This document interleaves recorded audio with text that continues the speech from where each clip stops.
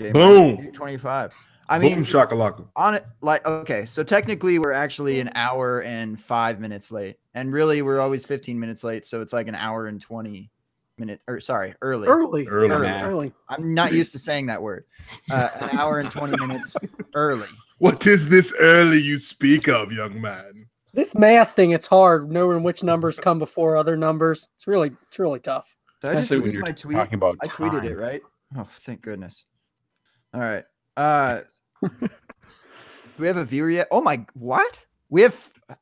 All right. Hey, we're live on some sort of podcast. Not entirely sure what it's called yet. At least for me, it's the open bar through fake pigskin. You know what those are. It's like a pun for fantasy football because it's fake, but it's football. You'll catch on later. So we're here. We're usually here at 8:30 East, or no, when are we here? 9:30 Eastern, but we're here at almost 8:30 Eastern, doing a pretty gosh darn good job at it, I might add. And we're fully like, I don't know how many clowns are in this car, but I'm starting to feel a bit uncomfortable. Between some dummies, between some Wall Street fools, some statisticians, and then Jake.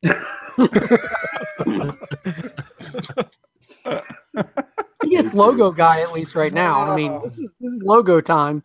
Okay, so long story short here, we brought all these guys on. We're doing a crossover with the dummies, Wall Street, blah blah blah. But we're gonna do a mock draft. 2 quick rounds, 8 of us here. So I did the math earlier. 8 times 3, checked it over about 5 times. So you know it's legit. That's equal to 24. So we're going to have 2 rounds here. And we're just going to go 1 through 8 and restart from there. No snake or anything, but we need an order. We need an order here. So I've kind of come up with something real quick, and I'm doing this at the beginning. We'll get to you guys in a second, and we'll actually introduce you this way. It'll work perfectly. So I have a little assistance from my wife here. She's on the side. I'm going to bring her in a second. She's hearing what the rules are as far as what this order is going to be and how it's going to be decided. So what I've done is I put our 8 names into a Wu-Tang name generator. Wu-Tang Clan ain't nothing with. That's right. Shout out to, our main listener here, Childish Gambino, Donald Glover. Just came out with This Is America this week. Great song. Go check that out. It's real fun. Video. Yeah. And go check out the Call Me Maybe. Playing. That was hilarious. I'm dead from that one. But his name actually comes from a Wu-Tang name generator, which is hilarious. So I figure we can do that. And we're going to have my wife rank those from best to worst. She doesn't know who the names are. She only knows who the Wu-Tang names are. So I have them here. She's going to hop on the pod, and she's literally just going to write down, 1 through 8 for here. And I'm going to repeat it back because I know who the names are going to be. Are y'all ready for this? Guys, the chat can't talk to me. I need you. Let's do it. Are you 7? Wait a second. Wait. I know we're pressed for time. I know we are. I get it. My man, Kyla Breck. Just said. Who? No. I actually know who they are. Oh man, I was just gonna log off. It felt like just gonna log off. We're done. It felt like something I should say. Good. What? You're right. It did feel right. You're right. Well placed. That was a. I think that was a Kyle LeBrecht move, not a Kyla Beck move. Anyway, okay. Anyways, introduction to Mrs. Gearing, the better Gearing, the Gearingest of all time, Stephanie. So she's gonna pick our order here. She's gonna write down 1 through 8 for the best Wu-Tang names, and she's gonna say them out loud for us here. Okay, you ready? You better hurry. Get in here.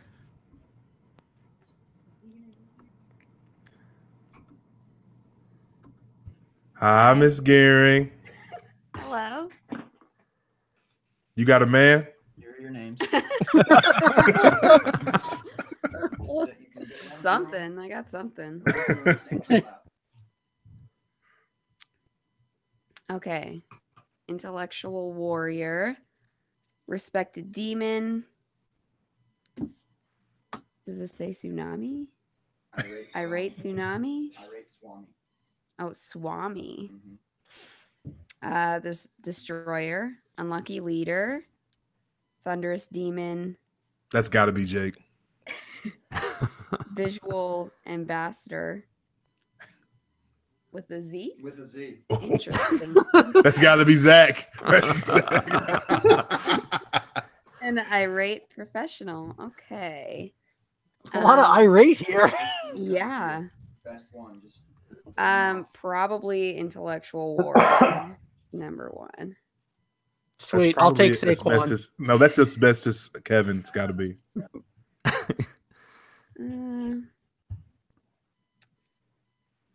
Can I change this to tsunami? Irate tsunami. I think that's cooler. Swami. Okay. Do whatever you want. He can't hear us. He can't You hear must us. stick to the plan. We give you approval. You run this ship now. We choose you over him. In fact, can you just stick around for the rest of the pod? Yeah, you've taken over for him. You just do whatever you want. Perfect. Respected demon. Thunderous demon. Sure. I don't like all these irates. It's a very angry draft.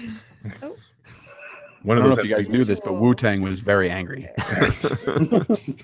Wait. Who's Wu-Tang? J Mike's just gonna rage quit.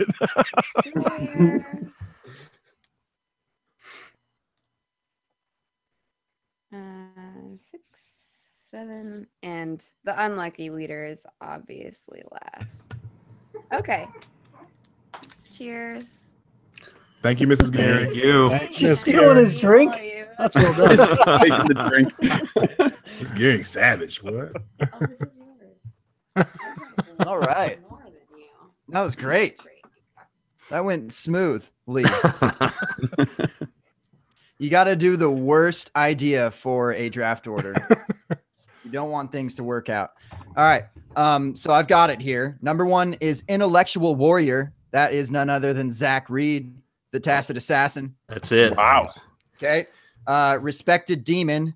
I was laughing as I wrote this one down and entered it in. It is John Bosch. I'll take it. So Oh, that was perfect. fitting. It was too real. Thunderous demon is Kyle Lebrecht. Thunderous demon. Kevin, you're about to come up with your new handle so you can get rid of the toilets. That's right. This is replacing the toilet. Whatever it is, I don't even care which one it is, unless it's the unlucky leader, and then It's definitely unlucky. Sorry, Gabe. Go on. Number 4, Peter P.A. Howdy is the visual ambassador. That's with a Z. Love that. All right. wait, and is then visual or ambassador with a Z? ambassador. Ambassador. I go by both. Fine. I go by both. All right. 105 is the destroyer, J Mike check. That kind of is fitting. I mean, you hit the D line pretty hard. I bet they might have called you the destroyer anyways. My wife calls me. Hey. I mean, because I don't clean up after myself very well. Come on, guys, get it together. Yeah. Sheesh. Jake, you are the irate Swami coming in at 6. She really wanted the tsunami. Oh, we're The totally irate. getting the unlucky leader for Kevin. I am the irate professional. Yes. 107 and 108 is the unlucky leader. Well, I guess if Toilet you're going to replace the man toilet with something, this unlucky leader seems appropriate. Oh, So it's go ahead perfect. and put in your Wu-Tang name at whatever that website is and have some fun. I don't remember what mine was, but it was something demon, I think. Respect. How do you not? Respect the the respected demon. demon. Oh, okay, respected. That adjective is not often used for me. So Well, it is if demon is in the same sentence, I think. Everyone give Steph a round of applause. Oh yeah. she can hear Thanks, us Steph. through Gabe's headphones, I'm sure. They're clapping, I promise. Kyle, will you please outline exactly how our draft is supposed to go tonight in terms of what our format is, how we're doing this thing? I would love to. So we're going to keep it pretty simple, and we're going to go with a one quarterback, despite all the fighting in the chat. I got Bosch to accept one quarterback. One quarterback in PPR, so pretty standard. We're going to do 3 picks each, which is going to get us through 2 rounds of a normal 12-team league, so 24 picks. And yeah, I guess with that, we could probably send it right to Zach and let him make the easiest pick of the draft. Yeah, I guess I'll go Saquon. You know how it is. Big bucks, no whammies. Sparkwan. I mean, there's really not much discussion there, is there? I mean, we're here. It's Saquon. Are you sure you don't want to say more about Saquon at this point? Where we're months and months and months into conversation. We've gone up and down one side of him and the other, and we talked about how great he was. We talked about his flaws. We talked about how the people seeing his flaws have their head firmly secured in a major orifice, and now we're just back to Barkley's a 101. Deal with it. Yeah, he's way. I mean, so far above the 102. As we've seen in the auctions that we've done, it's like he's twice the price as anybody else. It's ridiculous. So, at least, yeah, almost like 3 times. Yeah, you guys are not helping my 102 shares. You're making it really hard for me to trade them right now. Were you looking to trade back? I'll move up. I think the move at this point is to trade the 1.1, right? You could get whatever you want for it. If anything, yeah, just trade it. That's where we're at. That's how high he's valued at this point. Probably the move. So I guess it's to me, and Zach bid on Saquon, so I'll come in and I'll bid $1 more on Saquon. Sorry, Bosch. And the timer starts over. Was that a red line? Was that a red line? This is a draft? Oh, son of a... I'm out of here. And Bosch, just to make sure you remember, one quarterback. Yes, I'm aware. So I'll wait till my second pick to take... No, I'm kidding. Wait, John, I didn't even talk about how cheap Saquon was going in the auction first. Which auction? This one. I didn't get a chance to do any table talk. Oh, yeah. People love that table talk. He's the one that you don't have to bump the price up on at all. Like, you don't have to point out Saquon being cheap because he's the only one people look at in an auction at first. So, all right, so 102. For me, it's still Darius, guys. I mean, I'm perfectly happy with his landing spot. Would I have liked a little more draft stock? Yeah, that would be nice, but I'll take what I can get. It's not like he was, barely drafted. So I'm still happy with that he's with the Redskins. That's one of the places I would have loved to have seen him go. Tampa would have been better, but going to Washington isn't enough for me to really knock him out, down any lower. I think there's one other guy I'd consider here, who I assume will be taken in the next probably 2 picks. But for me, it's still Darius, guys. I'll stay on him at the 102. Would that next guy possibly be Sony Michel? Oh, it's not. Nope. I would not take him. Nope. All right. Well, I'm going to go ahead and take him here at 103, which is probably going to surprise a few people because I've moved him up a little bit recently. I know that there are all of the haters. It's you can call them haters. Yeah, we'll go with haters. Yeah, I like that. Patriots fans unite. Patriots fans. To another Patriots fan. But as we've said many times, the Patriots have not invested in a running back like this in quite some time. He will get use. It's not going to be as scary of a committee as it has been with some of the other pieces that have been there. And he does profile a lot like Dion Lewis and able to do a lot of those things. So if I can get Dion Lewis plus, I'll take that at 103. I agree. I mean, you're talking about Dion Lewis had 180 carries and 30 plus receptions last year. So you give that to Sony, and I think you're in good shape for year 1, and it'll only go up from there. Absolutely. Kevin, what's your exposure to Sony so far this rookie season? Well, I got sniped today, so it's not 100% anymore, but it's pretty close. It's sadly close. So does the round robin of Patriots running backs not scare you the least, specifically since you're in the Northeast, Kyle, and that's your squad, and all that good stuff? Does it not give you any pause to take Sony here? I mean, it's definitely something to consider, but I think everyone in that top the top six after Barkley has some kind of a wart, and with Sony, I have faith in. I have faith in the coaching staff to be able to use him correctly. Some of these other guys, I get a little nervous about how they're going to be used or other factors. So no, it doesn't scare me. Like I said before, they have not invested this much in a running back in a very long time. And you go back to Maroney, while he didn't pan out, they did give him the opportunity to take the job. So yeah, give me Sony. You're not worried about Gillislee then? Absolutely not. I mean, if you look at the depth chart, Gillislee's probably gone. If not Gillislee, then Hill. One of those two will not be on the team. Your only real competition is Rex Burkhead. And then James White is purely a passing down specialist. And it's a team that has always had a passing down specialist. So it's not like he's going to... James White, I love him. He's not a runner. You watch him get the ball behind the line of scrimmage, and he is not effective. He is most effective on a wheel route or a screen, something where he's getting the ball in space and able to run with it from there, or he's already got a running start. When you actually start diving into the different pieces on that depth chart, it's not as thick as it looks initially.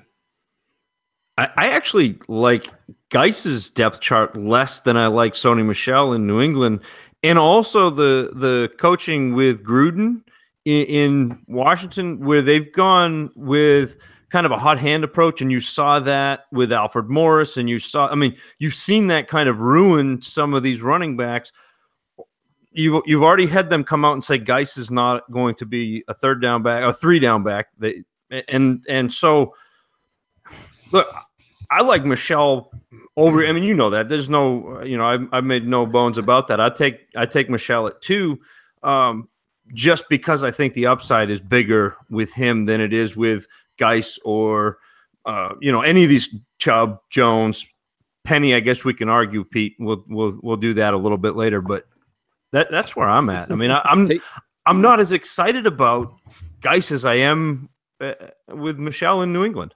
Take it for what it's worth, but the Patriots were, I think I looked at this today, actually. Patriots were 11th in rushing attempts last year. All of the other teams where these running backs fell, you're talking about Washington, Cleveland, Seattle, Tampa Bay, all of them are below 20. So they're all, and maybe that's because they didn't have a good running back. You want to make that argument, that's fine, but the Patriots are going to run the ball. They run almost 65 plays a game. So I mean, the opportunity is going to be there. Good teams run the ball. Yeah. All right, well, let's go ahead and send it over to Peter to go ahead and take Penny here. Well, 2 minutes apiece, unless we want to talk 10 minutes on Sony. Hey, everyone just kept asking me questions, so I don't remember anybody asking any questions, to be honest. Actually, I will say Mike did ask one. Peter's pick was who the only other one I would think of at 102. Yeah, I'll take Penny. It sounds like everyone else is making this pick for you, Peter. No, I'd take him. I've got no problem taking Geis over him, actually. But I think he's top 3 running back in this class. You can go either way with it. And so I'll take him at a slight value at the 4. That's fine. What happens if he lands in like the third? I don't know. I have to say. Though? Of the NFL third round of what? Of the NFL draft, where he was. Well, that's the thing. Would people trip a little bit? I still kind of like him. But he didn't. I know. I shouldn't even say what if. Sorry. No, that's fine. It's actually part of why I like him. He came out. I judge running backs like I do wide receivers on their production, and his production was great. He had 51.8% of his final in his final year of the team's rushing attempts. He also had like the top 4, top 5 receptions per game in this class. He came out as the second best production running back in this class. So I liked him going in, and then he goes in the first round as well to a team that has always wanted to run the ball more than it's been able to since Lynch left. I sent it out earlier. Warren Sharp actually mentioned that his strength of schedule, the Seahawks' strength of schedule, is meant to be like one of the worst in the league, the second worst, I think he said. I tend to fade, strength of schedule narratives because I normally waste time, but Warren Sharp really knows his stuff. So if the way he calculates it says that, it makes me worry, but not that much, not enough to pass off the value of 4. So that's why. You want me to go longer? My pennies drop for Penny. I'm with you. Am I the only one here that doesn't like Rashad Penny? Yep. At least at his value. No, you're not. I don't like him either. I just, from a tape standpoint, and I'm not into analytics like Peter is, even though it's not like I ignore them. That's not my process. But I just didn't see anything special on tape with Penny. I didn't see the elite elusiveness that all the PFF statistics point out, and his contact balance isn't very good for me.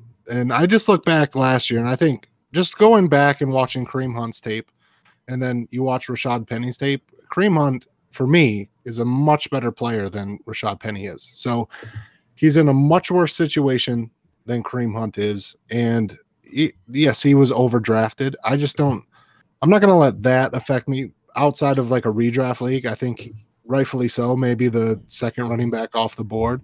But in dynasty leagues, I don't trust his talent to keep him atop of that depth chart and being super productive. And that's the hard part, is a lot of people I respect a lot love Penny. Peter loves him, Elliot Chris loves him, Curtis Patrick loves him. Bunch of guys that I respect like him a lot. It's just, I've always said if I'm going to be wrong on a player, it's going to be on my own evaluations. That landing spot Hunt scares me so much. They have made no effort to improve that offensive line. Everyone talks about the Michelle landing spot being scary, but did you listen to? Sorry, there, but yeah, I've talked about the O-line before, and it doesn't matter. And beyond that, who was it? JJ Zacharyson, late round QB, in his latest podcast, he was pointing out that terrible line actually got a lot better in the second half of the season when they added that other guard, I think it was.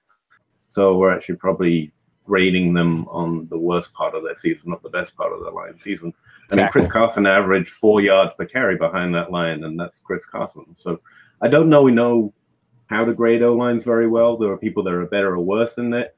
And as I put up before, the O-line's the reason I went into it is it's the one thing I've been given that we can actually test, right? Because smart people, like Jake was saying, are also on the other side of this. So I wanted to know, am I wrong? Should I not have Penny where I have? So I actually looked at O-lines, and they don't matter nearly as much as volume. And even people that, are very good at O-lines, some of them commented and said, yeah, volume's still king. It's just that you can do better than the O-line ranks I had. But still, you can still be a top 24 running back with literally the worst O-line in the league. And that happens repeatedly. So whatever his O-line is, it just doesn't matter to me. Much as I think the Seahawks are going to give him the ball a lot. Sorry, I forgot to say that bit. So I just talked right over you.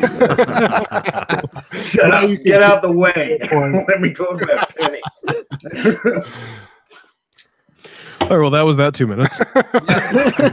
Now J Mike has 2 minutes for his pick too now, because he's not going to pick a guy that he just absolutely loves right here.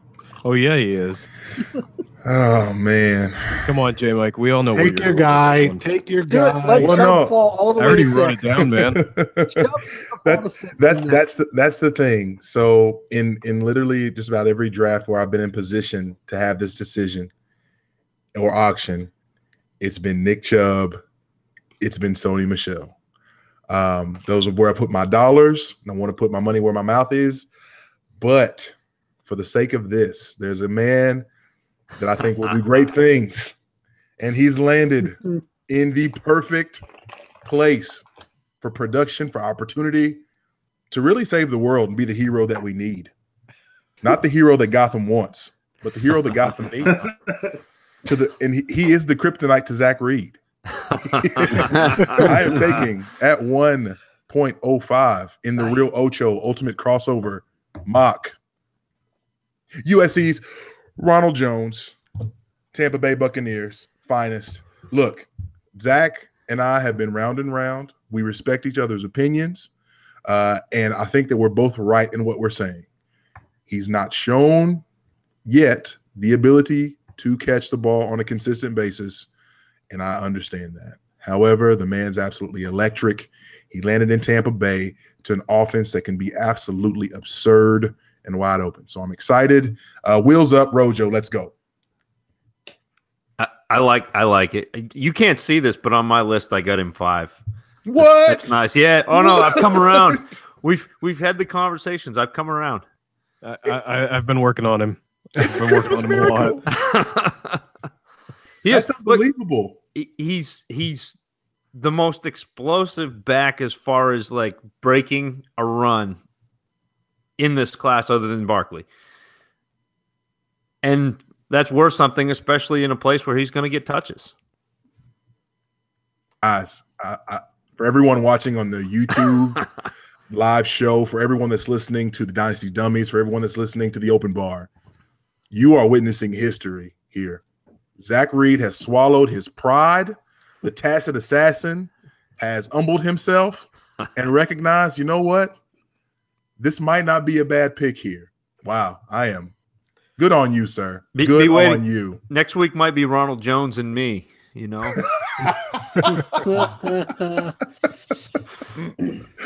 That's where I'm at. That's where I'm at. You're just really low on Peyton Barber. That's the truth. I still, dirty little secret, I still really like Peyton Barber. I think he's going to get some goal line work. He's going to be a sneaky guy. Yeah, I just don't know what to make of Ronald Jones. Too.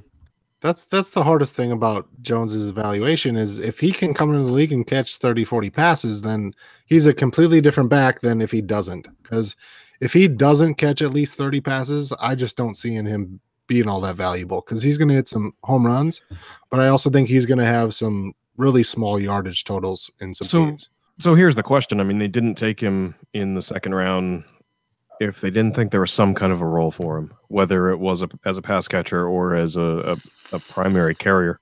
I don't think he's a primary ball carrier, but I don't think he has the body size to hold up to constant carries. I think he's going to be very effective as an outside runner, but they must have seen something in his pass catching that they think they can work with.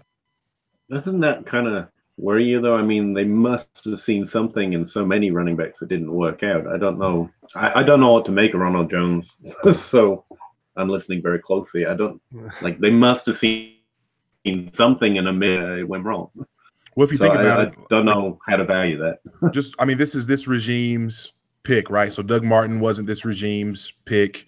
And they haven't necessarily invested in running back to any degree, aside from Quiz Rogers in free agency, Peyton Barber. Well, I think he was unsigned free agent or undrafted, excuse me. Yeah. This is I guess their stamp here. Dirk. You had probably the closest thing would be McNichols last year, but he was he 4th or 5th round? He was pretty late, but they wanted to keep him. They wanted to keep him. Obviously, that one wasn't a hit, but they've gone up to the second round and made a larger investment. I think the investment says a lot with a lot of these players. I mean, I'll even go back to Penny. Yes, if they're going to invest a first-round pick in him, they're going to use him, and they're going to use him extensively, so he will get volume. You're right there. There's other things that scare me with him, but when you're getting that kind of a capital put into these players, then there's definitely a volume that's going to be coming their way. Yeah, I agree with that. But it's like Jake says about Penny. I'm not going to make a mistake just because a team did, and I would agree with that. Apart from the fact I think I know what the team saw in him to reach for him. I can't find what the team saw in Jones to reach for him, and that makes me more nervous. That's why I have him lower. Okay, so maybe that's the difference. I see a guy that does have the ability to catch. We haven't seen it at a high volume, but I do see an ability there. Would I like to see more? Absolutely. I won't disagree with that at all. I would love to see more volume in his college career and just see more of it on film. But I do think that sometimes we get a little too tied up in, okay, they didn't catch in college, so they can never catch again. Leonard Fournette came out and caught more balls last year than he ever had in college. He's not a pass catching back, but it shows that can change if a team actually utilizes him in that way. Aside from that, I see a guy that's just so explosive in the open field. It's just magic. Yeah, I'd buy that. Before we jump to 106, real quick, I just want to point out Ronald Jones. Anyone care to guess where he landed? As long as you're not a Dynasty Dummy, you can answer this. Where he landed on the Dummies cheat sheet for running backs after the draft? It was 2 or 3. Yeah, I know he got bumped way up when he got drafted. 2. Also, keep in mind, and shout out to everyone in the chat right now who's burnt it up. I was asking who I should take. Several people, shout out to Corey Cameron who said this. Stepney shouted this out as well. A lot of people like Royce Freeman in this spot. So at 106, who's got 106 in this? I forgot. Jake, I do. The irate Swami. The irate tsunami. I think Swami is more fitting. I know, right? Swami says. Yes. For me, this is the best value of the draft so far. No, and don't, he's because I want arguably in between. Gabe's one pick away. Come on, just fake it. Just give me my name. I was doing mindful jumping jacks in my head when J Mike took Ronald Jones. So Nick Chubb's the clear selection here for me. He's either my 1 or 2 or 103. I keep going back and forth here. I think this is the end of a tier. There's one other player that I'd put in probably a mini tier by himself. And I'm not a huge fan of the next tier of running backs personally. I think the next couple running backs are going to be overdrafted in a lot of rookie drafts, and I do think this whole running back class is being a little bit overvalued as far as trades that we see among veteran players, and even where some of these running backs are being overdrafted in the first round of rookie draft. So I'm ecstatic. If I ever got Nick Chubb at 106, I'd be extremely happy about it. Yeah, that's pretty neat, dude. I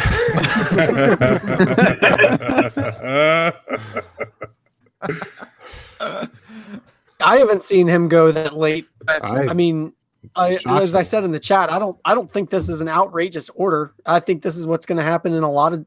I think these 6 running backs are almost always going to be the first 6 off the board in any rookie draft. Maybe that mini tier guy that Jake talks about squeezes in there if somebody else is set at running back and wants to go a different position. But it's just the order of which way they're going to go. And get your guy. That's why trading's been hard this year, for me at least, because I would have loved to have traded back in several of them. And I wasn't asking for a lot, I don't think, to drop from the 103 to the 106 so that somebody else could come up and get their guy. But I think everybody just kind of realized it doesn't matter which one I get. I'm going to get one of them, and I'll just hope that that's the right one. Yep. It's crazy. John, I was going to say I was in a Superflex draft the other day, and I traded down from the 3 to the 7, I think it was.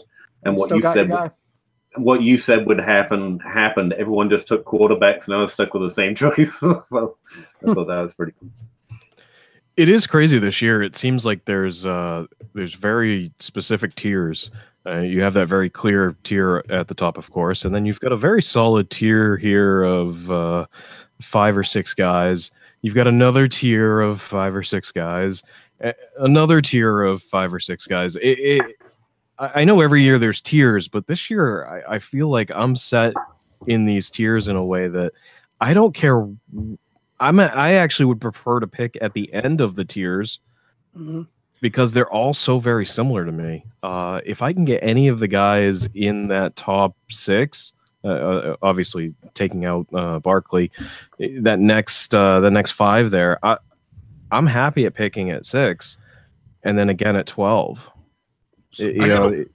Little different philosophy in this, where there are 2 guys in what you're calling the second tier, so that next 5 that I really want. but I don't want them enough to pay up to trade to the 2 or 3. I'm hoping that if I've got like a 4 or a 5, I'm hoping that I'm going to get one of them to fall. And if not, I'm going to be happy with the other guys. I mean, I really want Michelle or Penny, but if I get stuck with Darius Geis or Chubb or Ronald Jones, I'm okay. I think this also creates a little bit of a buyer's market here, because I think I can't remember a time where people are so willing to trade down from those 102, 103 picks before. So if you do, like myself, I value the top 102 and 103 quite a bit more than the rest, and I might even put Michelle in the 104 there in the same tier. But if I don't value Penny and Jones, I don't put them in that tier. It might be easier for me to go trade up to that 103, 104 spot, where in years past you'd be paying a ransom. So I actually think it can give you an opportunity to make that purchase if you don't have these guys in the same tier. I mean, really John mentioned it, right? I mean, he said he basically tried to trade back and would have taken just about anything just to move back a few spots. So I mean, you throw just about anything at him and he would have done it. So yeah, you're absolutely right. I was like, give me an extra 2019 second, and we're like, nah, we're good. Go ahead and make your pick. And I'm like, oh, okay, all right, then I'll make my pick. That's so cheap too, because it is. It's like if cheap. you're at 106 and trading up to 102, 103 in a normal year, you're paying like a 110 on top to even get the guy to think twice about it. So a 19 second is nothing in comparison to most years. It was disappointing. I wanted to make a lot of moves, and I ended up just being like, well, okay, then I guess I'll just pick. All right. There's a lot of value that's stressing me out actually this year. Just to sneak this one in, while we're all talking about running backs, I really want to buy these wide receivers, and I can't because Penny keeps falling to me everywhere. And I'm like, well, I got to take Penny. But I think they should be devalued, but it's like this perfect storm of last year was heavy variance. Wide receivers are deeply undervalued right now, I think, even in startup drafts and in regular wide receivers, the ones that are already in the NFL.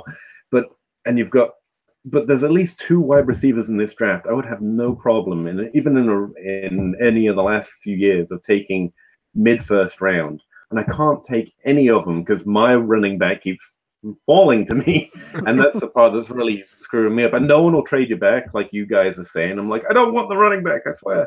But anyway, how many shares of Penny have you picked up? Everyone. I have all the pennies. I nearly have $1. That's a good line.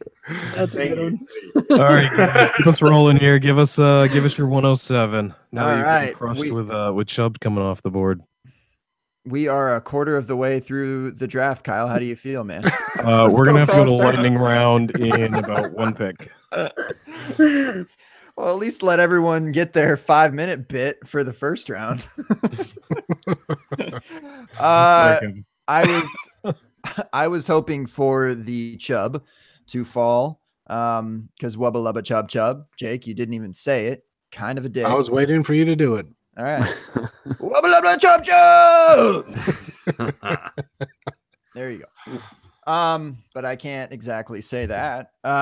So I mean, y'all kind of have already echoed this, but, and I'm going to follow that suit, but it seems like there's been a running back surge the past couple of years and kind of the return of the running back. There hasn't really been kind of a wave of running backs. And I feel like everyone's just kind of riding that wave. And like y'all said, that you're just drafting one between 102 and 108 ish or whatever, and just hoping one hits. So with that said, I'm going to be one of those sheep and roll out the Royce. I would like to take a wide receiver. I really would, but I just like kind of strategically, I don't think I would, because I do think that they would fall. I think in almost like any other year besides like the resurgence we had from all the rookie running backs last year, I think this would be a whole lot more mixed. I think it would be more fair, like the Amari Cooper, Devontae Parker kind of draft, like that sort of mix where you're deciding between Gurley and Cooper. But I do like Freeman. I thought he was going to come out last year, and I think he would have been in the talks with those top 5 guys He's the beefy dude. I don't feel like he's gonna. I just think he like kind of sort of gets the job done. I don't think he's gonna be in the. I don't think I'm striking gold with him, but I think that he's gonna be around a while, and he's a pounder. And Denver always seems like they've got a guy to run the ball. So I'm excited to be able to land him later in the first round when I thought it was going to be on the upper half last year. So I'm okay with Freeman here, but I think like talent wise, I'd rather take a wide receiver. I just think that I could land. But I think I could land one later. Like just speaking to the draft. Like if I had like a 112 or a 202, like I could get a Kirk or This Sutton, is sad. so. We all know who everybody's guys are. Like everybody knows. Everybody knows that you want Kirk later. Like we all know it. Gabe, you've said a few things there that I think are pretty key. And even just looking through the chat, we're seeing people talking about Royce at 103. You're seeing this in rookie drafts where he's going 103, and to me, that's a little crazy. I love Royce Freeman. I love what I saw. Zach and I have talked about it many times. But I think that we're overvaluing that landing spot a little too much. He wasn't in that upper tier of running backs drafted, so he does have a little bit of an edge taken off there. He was third round. It's not a drop, but he's not in that top tier. And he doesn't do anything quite elite like everyone above him does. He's well-rounded across the board, and he's a great running back. Don't get me wrong. It scares me when people start talking about him in that 103, 104 range. I think we need to remember that the landing spot isn't everything with him. You gotta combine the skills and the landing spot and get somewhere. And this at this spot is the perfect range. Whether or not you have like a DJ Moore or Sutton above him, or whatever, maybe Kerryon Johnson. I wouldn't argue that, but I do like Freeman in this range. Yeah, Sutton's above him for me. I mean, that's my dude, and probably DJ Moore. But I just think that people are so hype on running backs that you may as well just wait to get those wide receivers that you do like. Maybe. I don't know. Maybe you're taking a risk there, but a lot of these running backs feels like a 1 year and flip to me. If you're going to take them that early, sure, you're hoping that they pop and then you can flip them. That's what I would do if I was going to take any of those guys that I'm not huge on, but I think other people might view them as having more value than some of these wide receivers. See, that makes me nervous though, because I think a lot of these running backs aren't going to be big hits in the first year. So, most of these landing spots in my mind, with the exception of maybe, Penny and Ronald Jones are you're going to get more production in the second year. These are guys that I'm probably looking to buy next year when guys are upset that they didn't produce in their first year. So that makes me a little nervous when you say 1 year and flip, because I don't know. I'm talking Penny, Freeman, and Ronald Jones. Those are the three guys. Yeah. Obviously, the other guys I think are more long-term plays. But Royce Freeman against Devontae Booker, no disrespect, he's okay, but like CJ Anderson's gone. I think that's just as clear of a path as it is for Penny. I mean, Penny was taken in the first round, but there's still Chris Carson, who was fine, and he's coming off the ankle thing, and of course CJ Prosize. Don't forget Prosize now. He's going to get touches. I mean, they probably can actually utilize him now. So. Until he gets hurt. Right. Well, Gabe, what was that Jay-Z line? He's all right, but he's not real. Yeah. All right, Kevin, bring us home for this first round of sorts. Unlucky leader. The unlucky leader here. I guess I'm the unlucky one that doesn't get a running back, if you want to think of it that way. But I do have my choice of wide receivers. So for me, it's really between two guys. It's pretty much between the two guys that have already been mentioned. It's either Sutton or Moore. I think I'm going to lean Moore here. I like the spot. I like the landing spot. I like his talent. And overall, I think he'll be more productive this year and more productive. I don't know about going forward, but I think you'll get more for him this year. And then that gives you the ability to perhaps get value out of him next year. In a flip or if he's really productive, and seeing how that offense shapes up with him, then maybe keep sticking around and having him be a good solid producer for your team. So DJ Moore's the pick for me here. Is anybody not? I mean, besides Gabe, does anybody have a wide receiver over Moore? Is there wide receiver 1 right now? I have. It depends on what my team is. If I'm a competing team and I want a piece that I think will help me win this year right away, then I'm taking Ridley actually over Moore. I like the landing spot in Atlanta. I think he's going to be productive. He's not going to be the number 1. No, Julio will be. And DJ Moore does have the chance to be the number 1, I think, in Carolina. But I would rather have him on a team that I don't expect immediate production out of. So that's the only scenario where I'm taking somebody above DJ Moore. I'll take Ridley just because if I'm trying to win, I think he's got the better chance to put up more points this year. See, for me, Kirk's that guy. I don't know why. I guess maybe just because I got a lot of Rosen too, but and I'd like to see them grow together. But yeah, if I'm in that position, that's not this year. Rosen's not really playing. Who else is going to get targets there besides Fitz and DJ? Chad Williams. Oh, come on. No, will not. Where's that damn toilet? I honestly, find my handle here. I do have Kirk up there too, but I don't think Arizona passes the ball as much as Atlanta will. I honestly think that Ridley will have more targets, more opportunity, more scoring opportunities than Kirk will have this year. I don't know. I don't know if I agree with that, just because of the target share that Kirk's going to have. I mean, yeah, they're going to throw less, but he's going to get a much larger percentage, in my opinion, because with him and Fitz, I think they're gonna have to use the middle part of the field quite a bit with both of those guys. And I don't know. I agree. Besides DJ and Fitz, I don't think anyone else is getting targets. So. No love for RSJ or Bryce Butler.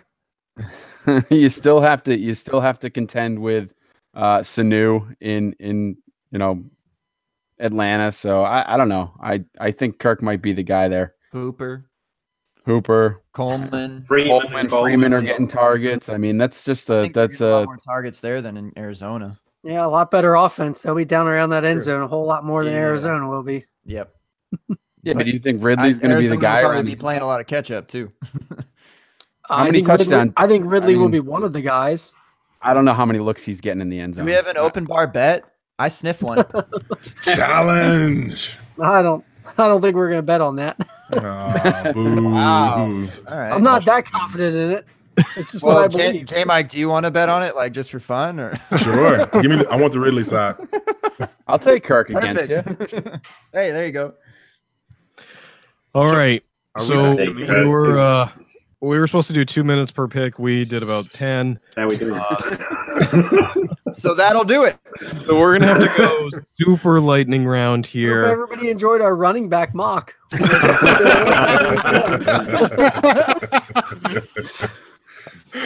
It is interesting. We only got one receiver in that entire. Yeah, we're about to get a bunch of them now. But here they come. Unfortunately, I don't think we really have the time to pass it back and forth. So we're just gonna have to rip through some picks. Go fast. Zach, take it away. 109. That was a great argument between Kirk and Ridley. You made up my mind. I'm gonna take Sutton. Well played. So that puts me at the 102. I mean, obviously, I'm going Ridley here then. All right. If you take Ridley, I'll take my next receiver with Kirk. Damn it. I cannot tweet these that fast. Come on. Let's talk about it for a minute. Lightning round. A minute. We got some time to make up here. All right, so we're to Peter now, and Penny's not on the board anymore. Sorry, Peter, you can't take Penny again. So Peter gets to take a receiver. So, yeah, Sutton, Ridley, Kirk. So I'll go Gallup, Michael Gallup. Ah, yes. I like that a lot. Yes. Thank you, Peter. Somewhere in the future, Riley Bymaster is screaming. Oh, I remember 3 months ago when I really thought Gallup was going to be like a really sneaky third round pick, third or fourth round pick. And now all of a sudden he's being talked in the first round. I like the situation. I don't think they're going to be passing all that much. I know there's no one else there. I see him as a replaceable talent going forward after this season. Way to I'll kill be his really cat. quiet. I'm trying to speed it up here. Yeah, that all made sense. I'm trying to give Gabe some time to tweet these players out. I saw Michael Gallup drop a pass in the senior bowl. Nice analysis only Gabe could put out. All right, J Mike, who do you got here? Well, Peter just laid the foundation for me to make my favorite pick of this entire draft. And all of a sudden, I've got both of my favorite players. I guess this would be the first 201 in a 12-teamer. This gives me Anthony Miller, wide receiver out of Chicago. Immediate, obviously, if they don't start Taylor Gabriel outside, they can put Anthony Miller out there. But also, Anthony Miller can go in the slot, do a lot of things. Chicago's offense, I think, for many projects to be an up-and-coming offense. Hopefully, Trubisky doesn't screw that up for everyone. But yeah, Anthony Miller, he's awesome, and he is my wide receiver too. I've been saying that for forever, and I don't begrudge anyone for going any other direction with wide receiver. But if you watch the same guys that Cortland Sutton was struggling with, you'll watch Anthony Miller cook them all last season. So Anthony Miller is my guy here. Shut up, really J. good Mike.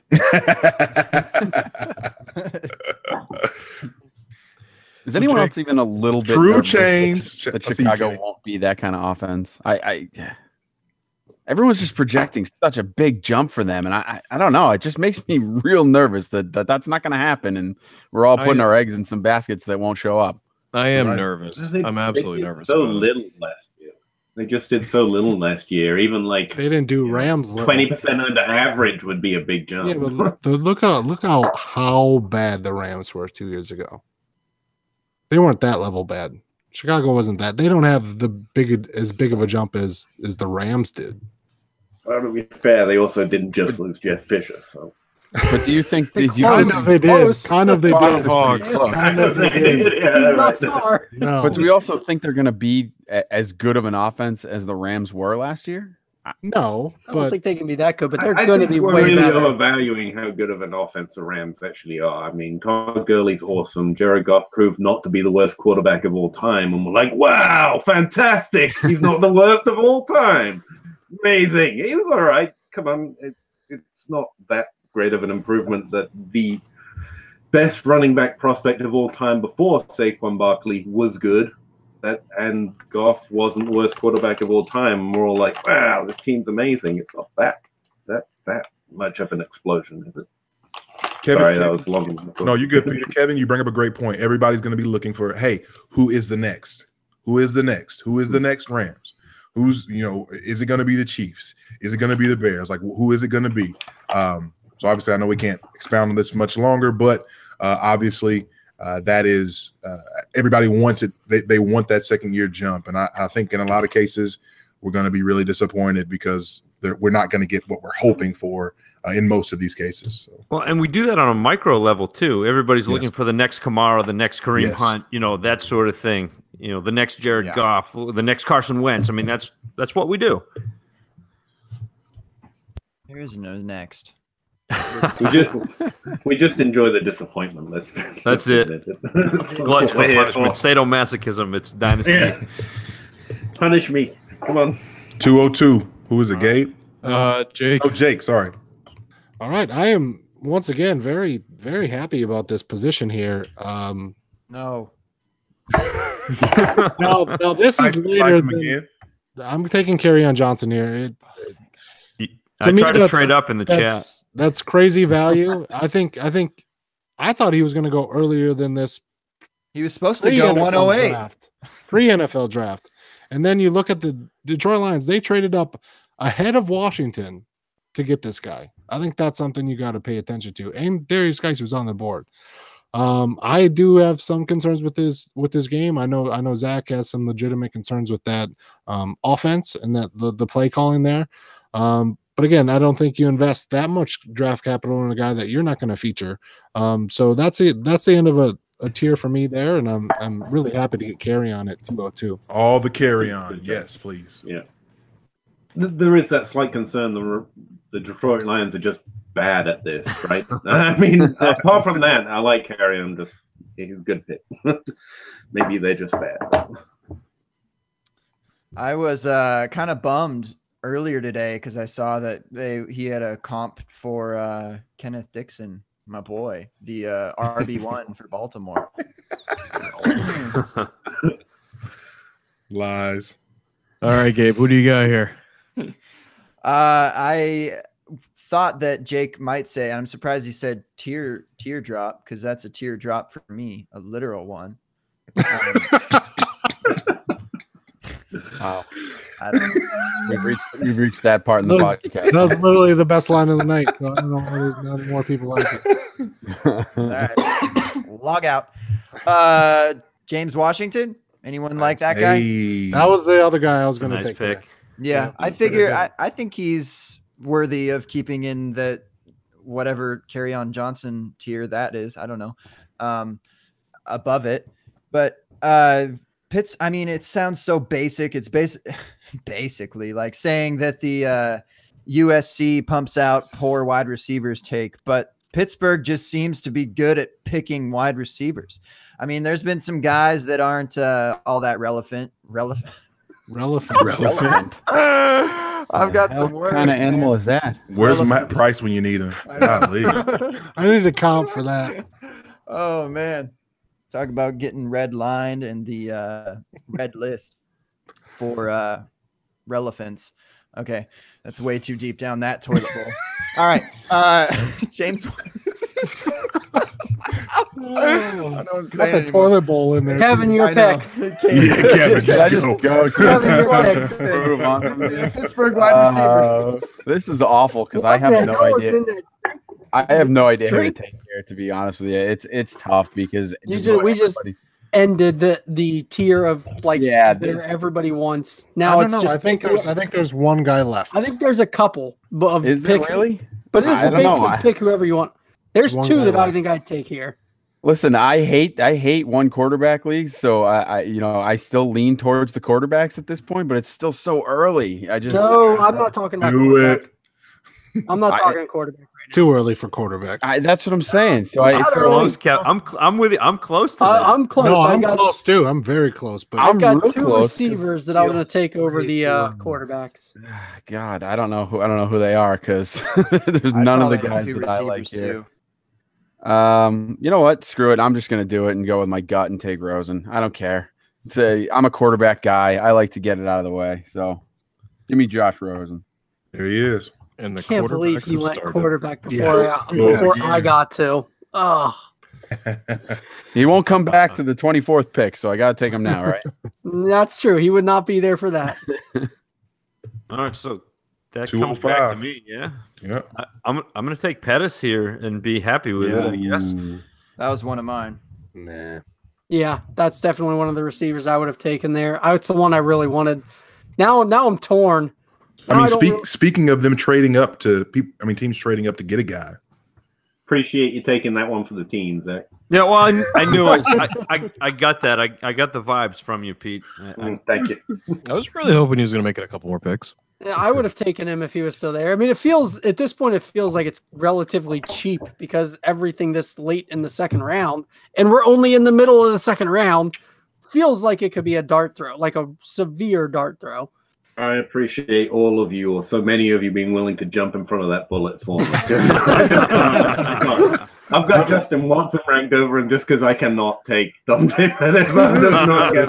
It's my sales safe, right? Just in case we get there. I'm right there with you. I think there's some logic similar to that of the first round, though, where Pettis maybe shouldn't necessarily be taken in the second, possibly ranked there for some, or number one wide receiver overall for some. And respect, because I mean, you know your stuff, but I feel like you can get him in the third round, much like you could with these wide receivers in the early mid-second round. So yeah, he was another guy that was a fourth round in DLF rookie mocks. Yeah, before the draft. I mean, that's crazy. Well, and we're back to banging this drum of this class that we thought was incredibly deep is not. Oh, it's not at all. I Get love me this. out. Get me out of the third round. Trade all after about 204. Just trade all your picks. Yeah, we're not I in like the we're not in the third round, Gabe. We're only halfway through the second I round. know. It feels I don't like even we're know. halfway through the third round. I'm gonna All right, have my so- wife pick my next one. So it's me now, and I probably should go DJ Chark or Traquan Smith, but screw it. Kevin broke the seal, so I'm going to do it too because quarterbacks are more fun. It's definitely, it feels too early to take a quarterback, but I would take Baker here. I think if I was in a rookie draft in this situation, because guess what? I at least feel like his value will be insulated. I know everybody says, well, you can trade a second for any quarterback. I don't actually believe that's true. No. If it's a good quarterback that actually puts up fantasy points and wins you a game and makes that difference, yes, I know the number 20 quarterback is not that far different from the number 12 quarterback. But if he ends up being like a top 5 or 6, if he has that type of talent, that is a game changer for me. So I will take him here. And if he actually hits in Cleveland, God, Cleveland quarterback, that carousel is ridiculously terrible. But they have weapons. I'll take the piece that's going to be distributing the ball to those weapons eventually. And if it hits, I feel like I will at least have my value insulated more than a wide receiver that could literally be nothing next year, like, and just given up on and have no value. At least I think Baker Mayfield will hold value. Hey Kyle, quick rewind. I'm sorry. I don't want to slow down the progress. Aside from ESB, did anyone else take a further fall from grace than James Washington? Yes. John Who? Kelly. John Kelly. That was kind of mean. Just No, twist no. that. I did just not- twist that no. knife a little. Really It's all mean. good. RB no, 5 it was- to RB 15. Yeah. I was hoping you guys would agree with me and be like, "Oh yeah, James Washington. Yeah, he was like wide receiver 1 for a lot of people, and then like now he's like an afterthought." But Yeah, he fell big. He only bad. dropped, he My only bad. dropped back like around 4 though, right? spots. I mean, the value is coming back around very quickly. Yeah, people are taking him in the Okay. top of the second, so I don't Yeah. think it's a huge drop. It's at all. nowhere near ESB's drop. right. But even I think- ESB, his ADP is ridiculous still. That'll change next month. Yeah, I mean, you next hope month so. he'll be in the. He's got to be late 30s. I got to think next month, right? I don't know. If people are taking him just because they know his name still, It's the that's name terrible. value, but that's Well, a lot of dynasty players though. They can't And the team, right? I mean, Yeah. he's got the two biggest things for people that aren't really paying attention, right? You name value and you go to a team that throws a ton. Well, and Yeah, even but I don't coming out think of the Notre people. I Dame. don't think the people that participate in the DLF mocks are just random people not paying attention, right? You'd think that. I mean, I don't know. I can't imagine they are. I don't know. It will be interesting to see where he goes next month. I think Sam Darnold, you can make a case that his value respectively has dropped pretty far. I mean, the big conversation before the draft was Sam Darnold, Baker Mayfield. Now it's Baker Mayfield and who's going to get Josh Rosen or Lamar Jackson first. And respectively, like going to the Jets and not being the 101, everyone just seems to have like pushed him away. It's like last year when Chicago traded up to get Trubisky, everyone hated that trade so much they started hating Trubisky. Mhm. And I kind of get a similar vibe with Sam Darnold. Like, I love Lamar Jackson and Josh Rosen as well, but Sam Darnold's value's dropped for not much of a good reason apart from, Jets. Yeah, he's got nobody. He's got nobody to throw to. They have they have so little weapons in New York. In the Jets, that's just a terrible landing spot. They got rid of the best one. ASJ, we don't need you. We've got Robbie Anderson. Yeah. Let's go. 207, Kyle. All right, I'm going to do this lightning round style. Mike Gesicki. Damn it. Ooh. That was my player. in you surprised tier me. there. Good. I don't even like the player all that much, but the situation is as good as it gets for the rest of these tight ends. None of these other tight ends have anywhere close to that ideal of a situation. I don't even think it's an ideal situation, but he's going to get targets there. He He's might have really the only experienced one. one of the biggest jumps just as everybody else started to fall down. He seems to have risen up because of where he landed, and people are like, all right, well, I'll just take a shot at him because he seems like he's going to be good. Yeah, he's going to go early on a tight end desperate, tight end premium leagues. He's going to go pretty early. I mean, what are they going to throw it to Devontae Parker? No. Hopefully. I mean, really? They are not. No. No Kenny Stills. Josh, ADHD. No. 208. Is that me? That's you, Peter. Traquan Smith. Yeah. Traquan. Nice pick. I get the same two guys every draft, so it's really it's pretty easy.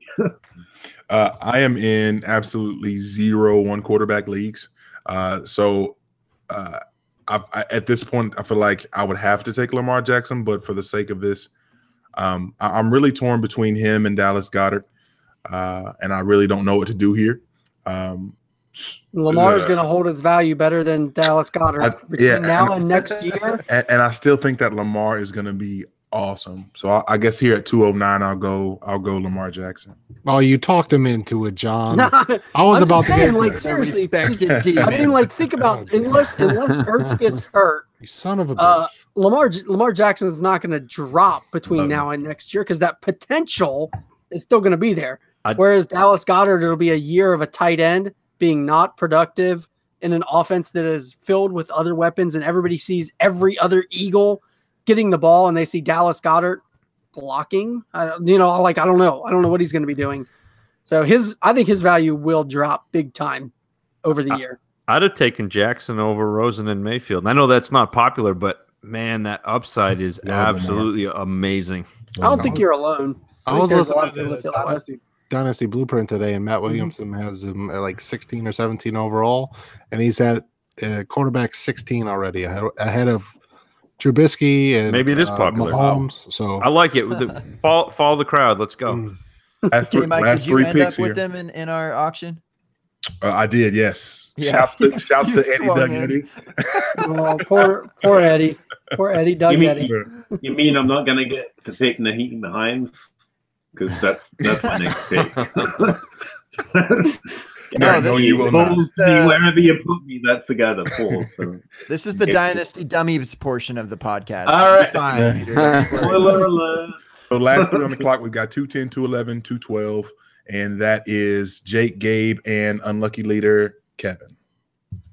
all right, so I got sniped a couple times here. I don't really love anybody here. I used to be a big Balaj fan. I just I don't know if I see it there in Miami. I don't really love that landing spot, even though there's some opportunity there. But I'm going to take a guy that's currently at 38 overall in DLF rookie ADP. Anybody take a shot there? Jalen. What? Dynasty Jalen. Jalen? No. Is that I can actually Callaway? answer that because it's in front of me, so I bet No. no, I guess. Deshaun Hamilton. Jalen Samuels is down at 38. It says 38. 38 is absolutely Jalen Samuels. Is it? yes. Looking at it right Yeah, now. Jalen Samuels. Maybe I Sitting have. right in front of me. Maybe I Jalen copied Samuels. last month's. You're locked He's in, Jake. probably Nope. up higher. Nope. Anyways, I'm taking Jamon Moore here. Wow. Oh yeah, Maybe he's a lot higher than that now. That would make sense. I saw it. I was like, why is he down this far? Yeah, he's 33 now. Okay. Well, he jumped Because he's 5 not spots. as good as ESB, apparently. I still think that's too low for him in that opportunity. They've been saying that they love him. They drafted him in the 4th round. I mean, Green Bay turns out wide receivers, and all he's got to do is beat Geronimo Allison, even though John loves him. I'm not saying. I never said I loved Geronimo Allison. I said he's free. He's free. Go get him. Why wouldn't you take a shot at a Green Bay Packers that's free? Chops. I know. 11 Hey, game. I still have shares of Geronimo Allison that I'm hoping No, I think you can keep him on your roster for sure. if these 3 rookies don't pan out, Just trade for him.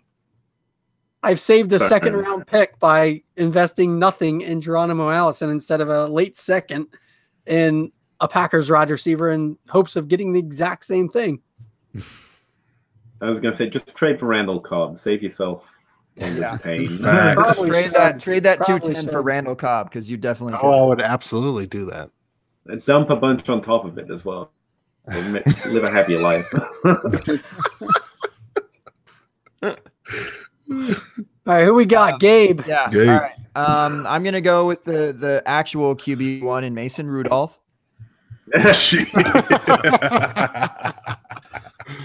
All right, I'm kidding. I want who you did not want there, Swami says, in Kalen Balaj. I think I was just telling the RB code man himself that I'd take him over Carry On. So there you have it. I'm not a believer in Drake. I'd except for anyone who's in the Power Hungry League, because we own him and we like him a lot, and we'd sell him for good players because he's good. I don't think you should bring up that league right now. You're still on my list. No, Kalen Balaj, I think he got a bad rap from this last year, and bad O-line, didn't get a whole lot of opportunity. I think there's more than what we saw from last year, similar to that of Royce Freeman. Yeah, it hurt me a little bit to pass him up there. Mr. Irrelevant. 212, unlucky Kevin. I like how I'm the only one being referred to by their Wu-Tang names. That's great. Excuse me, it's unlucky leader Kevin. Yeah, thank you. Listen, there's no one here that I like. I'm going to go with the dart throw with the biggest upside, I guess, that'll probably be out of the league in a year and a half, in Antonio Callaway, and just call it a night. I mean, it is what it is. He's got huge upside. He could pan out, but most likely he won't. So it's a crowded wide receiver group. Who would have thought we would have been saying that? That's why you draft the quarterback that'll be throwing to him. Honorable mentions that didn't get drafted: Sam Darnold, Deshaun Hamilton for me. Yeah, Deshaun Hamilton. Yeah. Dallas Goddard. Goddard. the most Naheem recent Hines. first rounder. Hines, yeah. I mean, he's going the first round now, right? Hines, Sarah. John Kelly. That's not notable. Will somebody get the trumpet out and play some taps here?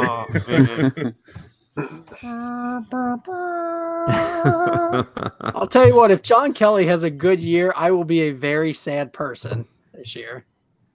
Oh yeah, all your girly shares. Yeah. Oh, You my have paid a girly lot shares. for Gurley.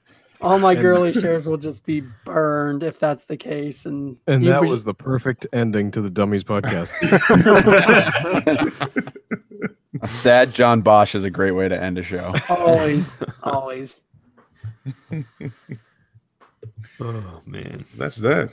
All right, that's the end of the dummies portion. Now we're gonna get lit on the open bar and go all the way into the 6th round, and we're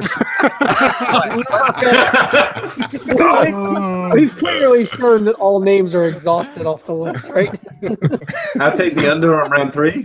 I'm gonna go spend the next 3 days trying to turn an hour and a half into 45 minutes. Two-parter. That's how you do it. he's good. He is good. So what are we talking about on open bar tonight? we're gonna keep this going. Seriously doing more of this? Okay. We're gonna keep this mock going. I choose not to pick anymore. I'm trading every pick I have left. Riley has all of my 3rds and 4ths. Yeah, that's right. Shout out to the YouTube chat. Chris Johnson says no one cares about open bar. Oh no! And to be fair, open bar has not started yet. We still have about 7 before we start. So We got 40 minutes of pre-show to do. this is Do the our reset. pre-show right now. Freshen up a little bit. Well, I am going to go get a new beverage for the open bar. Now. Yeah, me All too. right. Talk to you in a bit. Well, we have to keep this going somehow. Yeah, I should probably see if my wife wants to go to bed. I'll switch my station. All right. Well, we can't stop from going live, so we're still. So we're all gonna leave. You guys just keep it rolling. Welcome to the open bar. It's just Right. me and J Mike tonight. Anyone have a personal favorite of the Wu-Tang names? I love the landing spot for unlucky leader. I mean, obviously 101 here. I mean, Intellectual warrior. that's me. I was That was surprised money. you went that direction. I kind of like visual ambassador with the Z. It gets it for me. Don't underestimate a man with brains. I like visual demon or respected demon. That's good. That was a good landing spot too. Oh, yes. It was perfect. I was upset. I literally in one of our chats there, I can't remember if it was Kamikaze or Bartab during the auction. I even made a comment that the devil on my left was telling me to do one thing and the devil on my right was telling me to do something else. Like, so it's perfect. Like I don't have one of those. I don't have the angel on any side. Who's the rookie that you guys have ended up with the most so far in your leagues? Sony. Gallup. Yeah, Kevin and I had a battle over Sony here in Pigs 3. Yeah, we did, and I way overpaid. But you know what? I don't care because I wasn't losing at that point. Is it Derek that keeps throwing that in your face too, Kevin? Oh yeah, he paid he likes reminding him of that. $75 less than I did. So, well, I thought I was going to end up with 2 of the running backs, and then you and I kept going back and forth. I was like, well, all right, I'm going to get Michelle, and then I'm going to go radio silent here. I ended up trading all my 2019 money to get back in because the prices were so low, and then I ended up paying that much for Sony. I was like, much for the value. I did not have $1 in Pigs 3, so yeah. Are we still live? Did I walk out in the middle of the show or something? And we're live. Welcome in to the open bar, the opening bar. The open Gabe bar, opening Gabe forgot this part. Thanks for listening all up in your car. That's what we really need is for John Bosch to remix the actual yeah, that ain't gonna happen. I need some harmonies with my man Zach. That's what I need. We gotta get that at some point. Yep. We'll create it when we like actually come on Dummies or something. When open on Dummies, then we'll have Mike can be a hype man. He's so hype. We got the 100th episode next week. Oh snap! Congrats on that. Nice, man. Yeah, but I mean, I don't think we're necessarily doing anything particularly special. Eventually we're grabbing Kevin and you guys can all like not download that week and we're going to do a Belichick show. But nice. Kevin doesn't know yet. I just dropped that one on him, but that's great. I'm good with that. I told you I'll drive to Maine. I don't care. Lobster in studio. Let's go. Oh, I'm coming then. See? I'm still waiting for that lobster that you promised last time we were on here. I think. I tell you, we'll do a cookout. We'll do a live Dummies open bar. We'll get everybody to Kyle's house. He's got a nice backyard. We'll do a cookout. We'll do lobsters. We'll do like the New England the clam bake, the boil. You know, get it all going. Do a pod from there if we can still stand up. I love that you invite everybody to Kyle's house. Right, why not? He's off editing the show. We can do that. All I know is I heard canned lobster and I'm there. I think how far away are you listening to us now while editing the show, isn't he? He might be. Yeah. I think he hates. I think he hates us. Sorry. How go ahead. How far away is what? No, man, it's all right. That time I had my own medicine. About 6 hours. I was thinking of Kenny Bunkport. Do you know that place? Oh yeah. We're like 40 minutes from there, maybe a little less. Yeah, we ended up there. I traveled up there from Boston once. I was just wondering. Come on up the coast next time. You know. Yeah. After all that lobster, are we doing that show right now? Yeah, we're live. We're live. Gabe and J Mike, take the reins. Somebody direct conversation. I mean, I'm waiting to do the. I just wanted to do the third round. Like that's literally all I have. Oh my! Here, I have a on the sheet that I don't have. Let's do it. We've got. What are we down to? 6 people. So we each pick twice. I have one question because I'm curious about it. That I mentioned the Kenyon Drake kind of hate there, and that we drafted all those running backs 1 through 7. I am in a league where he is available in a rookie draft, and it is 0.25 points per carry or something. Drake is available.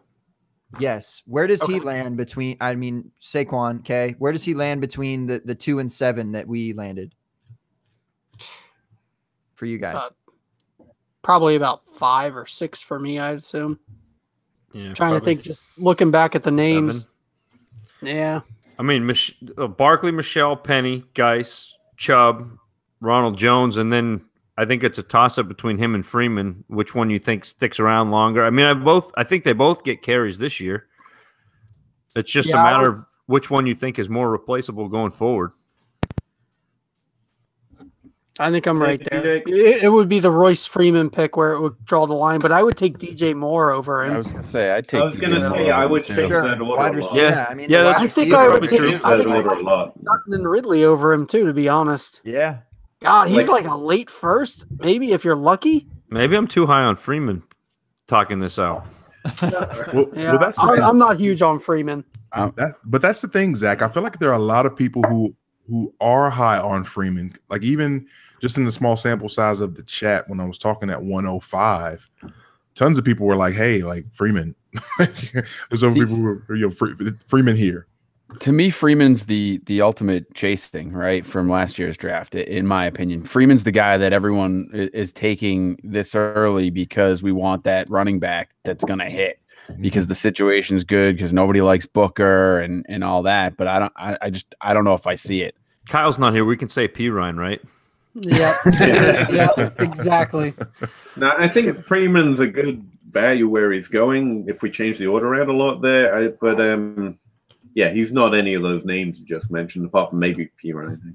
The problem with Freeman though is I can tell myself a story watching his tape that he looks a little bit like what Melvin Gordon fell into, for a situation where you're going to get carries and you may or may not have a receiving back who gets dinged up a little bit, and if all of a sudden Booker is not taking 40 or 50 catches away, Freeman's an adequate pass catcher. He's an adequate runner. You could see him actually being valuable in that Melvin Gordon, you hate it, but you love what you're getting for production sort of way.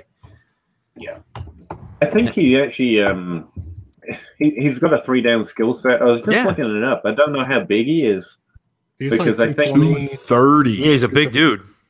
Freeman? He actually has pretty good receptions per game. So his receiving work is actually more running backs than you'd think. So he's interesting where he's going. He was that whole Oregon offense for the last three plus years. He actually had a below average rushing share though. He was at under 40% in his final year. Did he get injured or something? No. Yeah, that's what I just saw. 39%. That's what I'm saying. Well, this last year was just a dip for him. Yeah, I think that he was really. I thought he was going to come out in 20. What year are we in? Oh my goodness, 2017. You can just say last year. There you go. That's a better idea. In 2017, though, and talks among those top 5-6 guys, including between Corey Davis. So it's weird. Every auction that I've done with him, I don't think I've bid on Freeman at all, because there's always at least 2 other people that are more willing to bid more money on him than I am. Same with Carrion. So Jacob and Mark. That's where I end up. Mark, I like him. Someone likes him more, so I'm fine. Yeah, Mark is definitely on board, and he has outbid on all of them. But so I mean, I don't even bother trying to get Carrion or Royce, because I know that somebody else is going to pay more for them. So I keep my money focused on the guys that I want. Yeah, it seems like those rookie auctions, Carrion and Freeman are almost going for just a fraction less than Geis and Chubb and Michelle and all those other top guys. And to me, why would you not just pay an extra small percentage to get one of those top guys? That's where I'm at. Because everyone, that's what it is with these 6-7 guys. Is everyone is so it's one tier for everyone. Y'all were talking about Freeman up at the 103. talking about carry on at 107 or 108. I mean, like, it's weird and it's fascinating this year. That's why it's so interesting to me to see these, to be able to move around and really, you can really get to know your league this year, I think, more than most, because you figure out what type of running back that these guys are targeting. Yeah, I mean, Carrion and Royce they're not in that same tier for me. I mean, they're clearly the tier below the tier that has Geis, Chubb, Penny, and Sony. And then I guess Rojo, if you want to include him. Well, I don't. Carry-on's not even close for me, but No. I know a lot of people group him in there. Now you're back to that, looking at trying to catch lightning in a bottle that happened before and trying to get that next.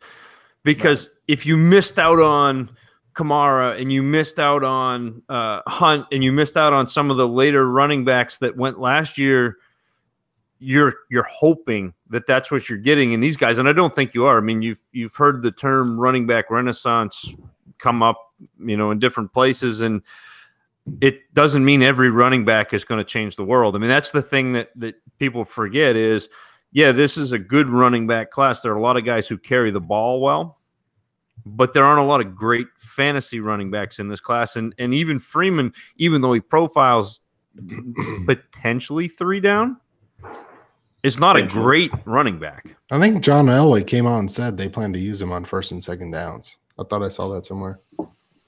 Can we real quick, because I found this super interesting in comparing this year's group, even to last year's group, but even so, just the larger pool of running backs. I'm looking at April ADP, actually the DLF Dynasty rankings, not ADP. DLF Dynasty rankings for running backs. Just when it comes to someone like Darius Geis, do we like Darius Geis more than we like Dalvin Cook? I don't. No. Okay.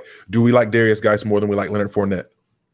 Yes. No, Yes. because of the situation for me. Maybe. For me, it's close. It's close. Okay. Who said yes? Peter, did you say yes? I would believe that Geis has more of a secret history of pass catching than Leonard Fournette. Okay. Fournette caught also, 36 balls last year. Bingo. Everyone's putting Leonard Fournette in this. Another great RB1 at the head of a draft class. He was nothing like Gurley, and he still isn't like Gurley. He's an elite 2-down running back, which is fantastic. But everyone's like, because he hit, he's in that Gurley tier. He's not. He can't be a 3-down back. So Okay. I agree with you. I agree with you there, Peter. But I don't think Geis is either. Like, that's the thing. Like, I think maybe, but I don't know that for sure. Geis is below for me, below Fournette, just because I've seen Fournette catch 36 passes in an offense that doesn't want Bortles to throw ever. You saw him do terribly with 36 passes, but I get taking the proven production. That I won't argue with you right there. Absolutely. Yeah. Okay. I'll back up slowly from that. No. Yeah. do we like Darius Geis over Kareem Hunt? No. Okay. No So I way. think we found our place, and I'm not even mentioning the guys above him. But we found our place with Darius Geis settling in somewhere between 8 and 9. Obviously, just the way that it's ranked currently on DLF: Gurley, Barkley, Zeke, Lev Bell, David Johnson, Alvin Kamara, Kareem Hunt, Dalvin Cook is at 8. Leonard Fournette is at 9. Is anyone taking Darius Geis over Christian McCaffrey? Not me. No. way. Not me. Not even close. Okay. But I would take McCaffrey over Fournette. So Yes. No, that's fine. No, I would too. I get I that. would take Mixon over Geis though too. That's fine. I'll take Geis over Mixon. Okay. Who hurt you, John? Who hurt you? Actually, I'll go with John on that. I don't trust Cincinnati at all. Too many good players, and they're like, nah, actually, Right. Mixon's behind. Mixon has behind 80 McCaffrey. catch potential. Yeah, Mixon's behind McCaffrey. Melvin Mixon Gordon's has behind. unlimited potential, but remember who his coach is. Yeah. Very. All right, will they be. got You only Pac-Man can Jones drive that mentoring so him. far. You only can drive that so far. Okay. Let's. I think this is about to get really interesting. So in our draft, we have Sony Michel just go 103. Is anybody taking Sony Michel? And I know Peter probably is over Leonard Fournette. No. No, I wouldn't take him at 103. So no. Okay, fair. I would take him over. I would take him over Fournette, but I wouldn't take him at 103. So I don't know for what the that means purposes for you, of this but- ultimate crossover mock. That's what I'm basing this off of. Melvin Gordon or Sony Michel? Melvin Gordon. Melvin. Gordon. I don't even. Me. I might go Sony there. I'm gonna test your resolve here, John Bosch. Joe Mixon or Sony Michel? Oh, that's Sony Michel. Everybody over Mixon for me. Marvin Lewis. He's the ultimate kneecapper. Can we just free Giovanni Bernard? Yes. I mean, I don't feel like this is brought up enough. Can we just free Giovanni Bernard? This is his last year. I'm pretty sure this is his last year on the contract. You know the He's on the Patriots love contract to on take 19. former Cincinnati Bengals running back, so he's going to go and eat into Sony's target share next year. Gio will be amazing in New England too. It would be amazing anyway. I love that guy. Many Bengals players would be amazing elsewhere. Seriously, how the hell is AJ Green? Everyone, I mean, we don't underrate AJ Green, but we really underrate AJ Green. We definitely He's underrated. He should in Cincinnati. outperform every price that he's paid right now. He's the forgotten stud for sure. I mean, every year. Yeah. I think that's you put that perfect, Kevin. The forgotten stud. That's him. Yeah. Like, he is it. Apart from the people who own him, by the way, because you can't trade for him for nothing. They're like, no, I know. Don't worry. I know. I see what you're trying I haven't to forgotten. He's still my wide receiver 7. I got it. I count the points every week. All right. I want to switch to wide receivers real quick because I think this is about to get really interesting. DJ Moore goes at 108 in our draft here. I'll pick up at I think everybody taking Amari Cooper over DJ Moore? Oh, big time. Yeah. Okay, I just want to make sure. Yeah. Tyreek Hill? No. Yeah. Okay. Nope. Okay, great. So this is a fun point. Tyreek Hill or DJ Moore? Tyreek Hill. Tyreek. I just don't like Tyreek, but I that's think I can sell Tyreek Hill for more Even than I can sell exactly. DJ Even Moore. if you don't like Tyreek and you're selling him, you can get the DJ. value. I'm is getting good. way and more. that's- I'm getting way more than just like the 106 or 105, 107 for Tyreek Hill. That's I'm not very getting valid. more. You should get the 104 for Tyreek. That's very valid. So in that regard, yes. Kevin, you can only think in the terms of what you can sell a guy for. Come on, Wall Right, Street, listen, man. you're trying to drill that into me, but occasionally I like to keep players on my roster. All that matters is what you can buy and sell for. Every once Come in a on, while, man. I like to keep a player for a little bit longer than. But Tyreek's not one of A those month. players. I know that. He likes to take a stroll down Broadway and get off of Wall Street a little bit. You got to start a player eventually. The enigma, Allen Robinson versus DJ Moore. Allen Robinson. Okay, I think this is where it's about to get fun. Brandon Cooks or DJ Moore? Brandon Cooks. Cooks. DJ There's Moore, only I think. 4 wide receivers in the league that have had 3 1,000-yard seasons to start their career. I think. Okay, Brandon, where are we? Sorry, you all fizzled out there for a second. There was Where like are a we? list of 7 or 8 all time that had 1,007 touchdowns right. all time. It's just I think people are taking the situation a little bit out of hand with Brandon Cooks, and I do. Wait. Are they though? I mean, he's wide receiver. People he's wide have receiver been 13 right saying now. he's not a top 20 wide receiver now. Oh, But is he I heard top that. 13?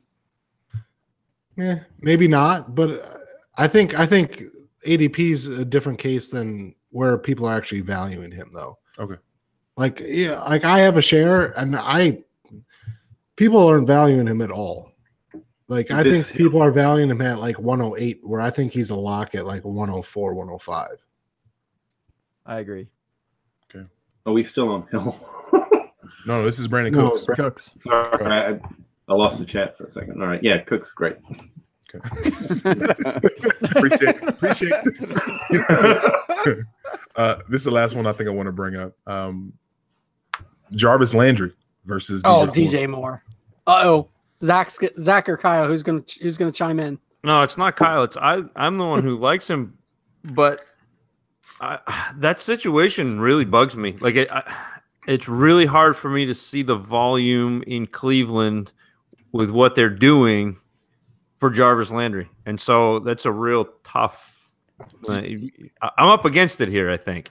Do you think what they're I'm doing taking is going Landry. to continue though? Like I see a significant shift in what they're doing in my opinion. I think they've realized that offense has to change. Well, yes, but what I'm saying is you line up, Josh Gordon and you line up Jarvis Landry and you line up. I assume they're going to feed Chubb and then.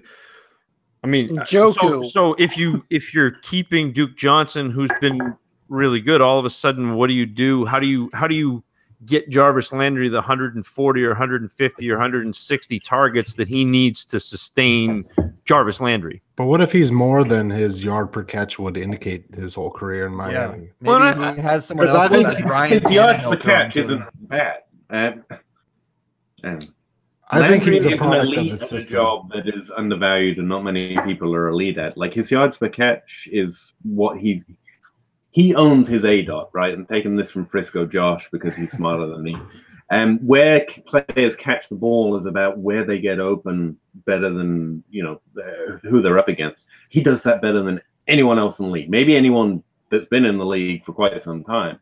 So his yards per catch isn't a detriment. This is just he beats everyone at that ADOT, which is phenomenal. So I don't think that's a detriment. Someone was saying blame him for his yards per catch. I just think he's phenomenal in that area of the field.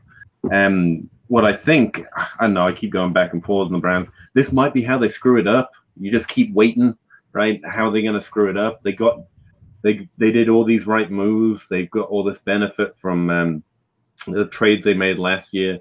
They've got good players, and then they just focus on Jarvis Landry because while he's very good at this one thing, that'll get them to like the 6-game win streak, but not actually what they could be. So I worry they actually are going to focus on Landry, and he gets the volume that way. Not as a knock on him because he's doing this job that no one else can do as well as him. I just worry he gets the volume and he shouldn't almost.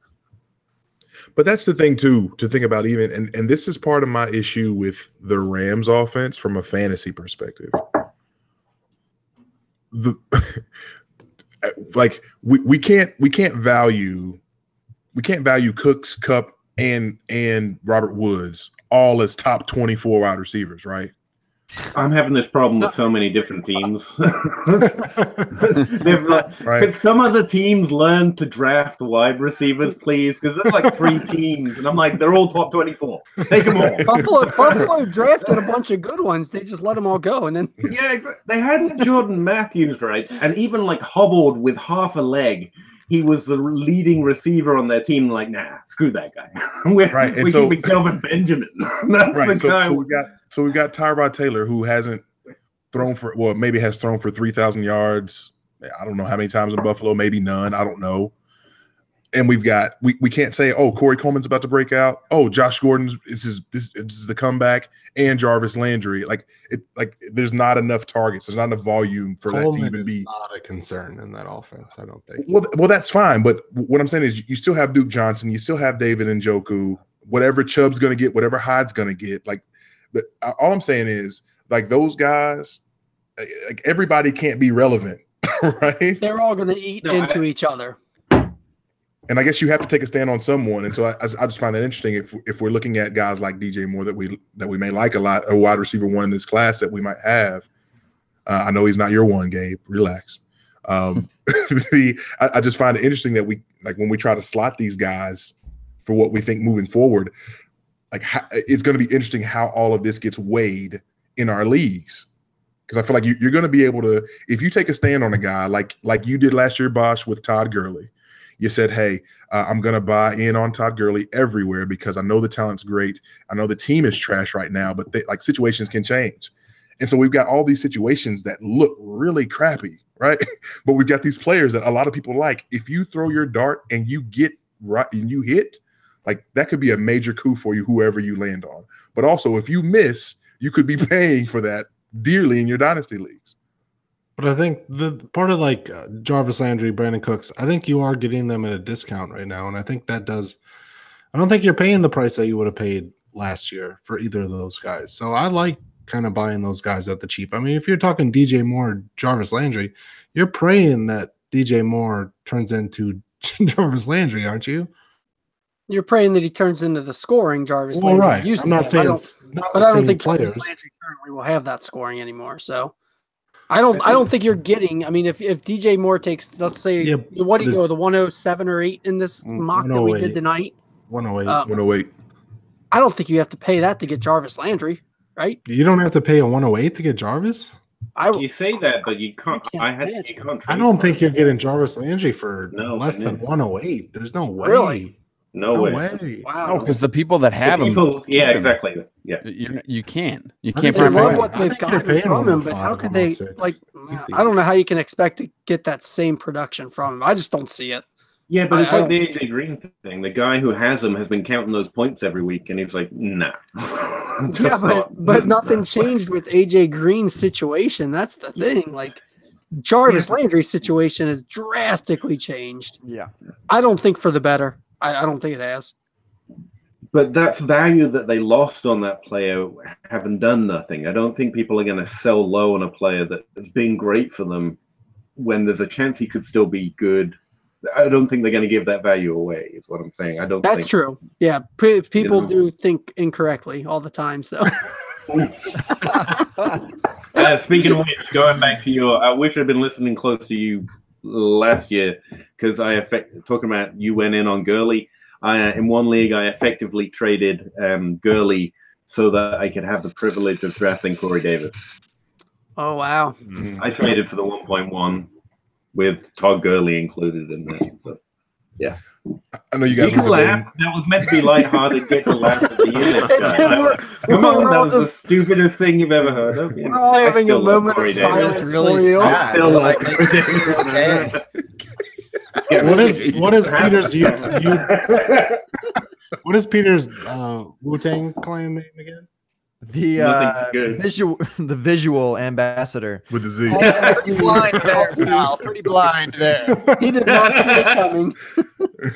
So Yeah. I know we were discussing the value of Jarvis Landry in Dynasty I thought we Trade were Calculator. drafting three of Call them. at your boys to Wall Street. Dynasty Trade Calculator in 12-team PPR has Jarvis Landry at 21.3. The equivalent to that in picks is the 104, which is 21. Oh my worth God. 21 points. Yeah. I'm gonna take the 104 in a heartbeat. In a heartbeat. I'll take the 104. Kevin, can we Really? do Because you especially hate the if you're- 104. So. if you're, well, I don't know if you're a running back heavy team already. Are you going to take the 104 for him? Probably.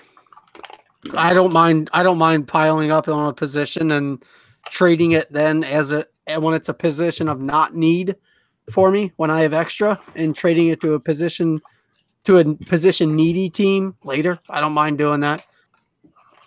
I think the value So you take Landry, you ship him for the 104, sure. and you get, let's say, Sony, right?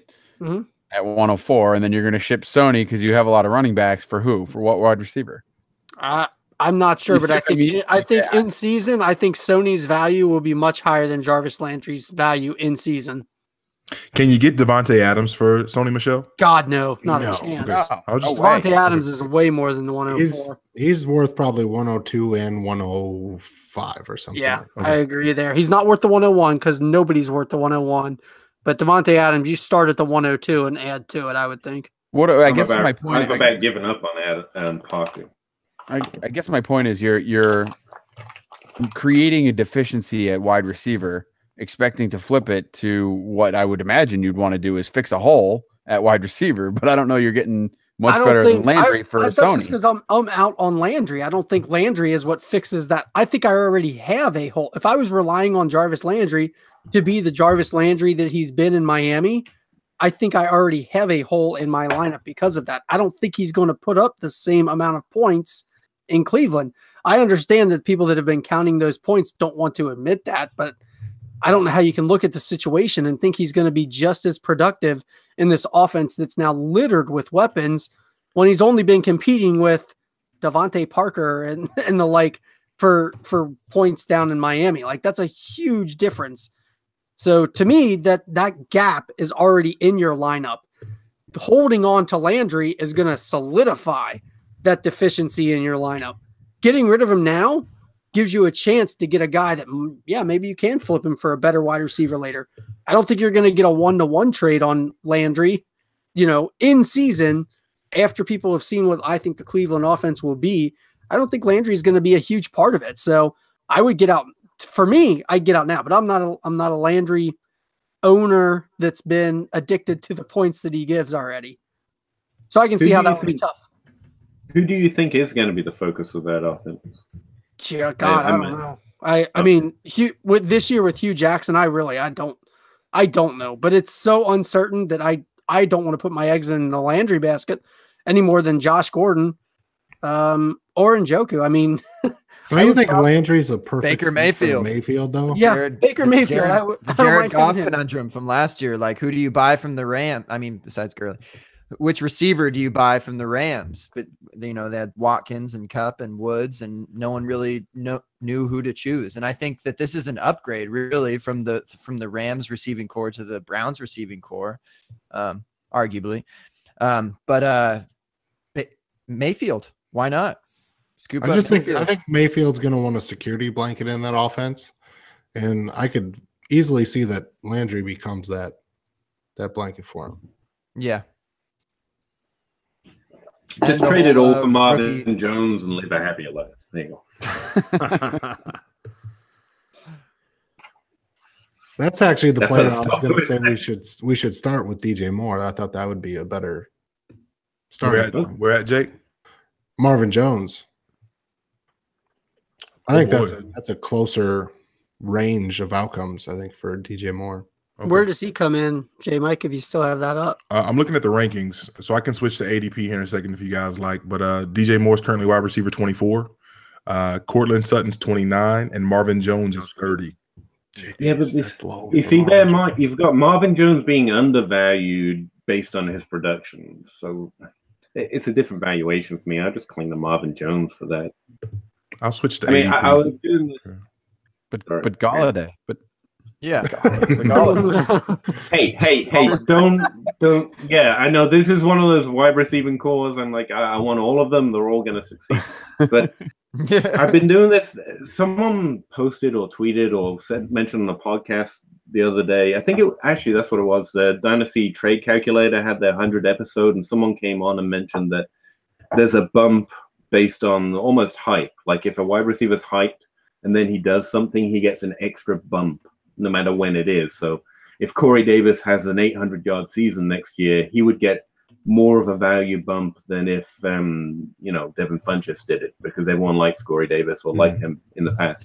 And I thought it was a really smart point. So I've been playing this game. Like, what would the value of this player be if Corey Davis or Josh Doxson just got his numbers?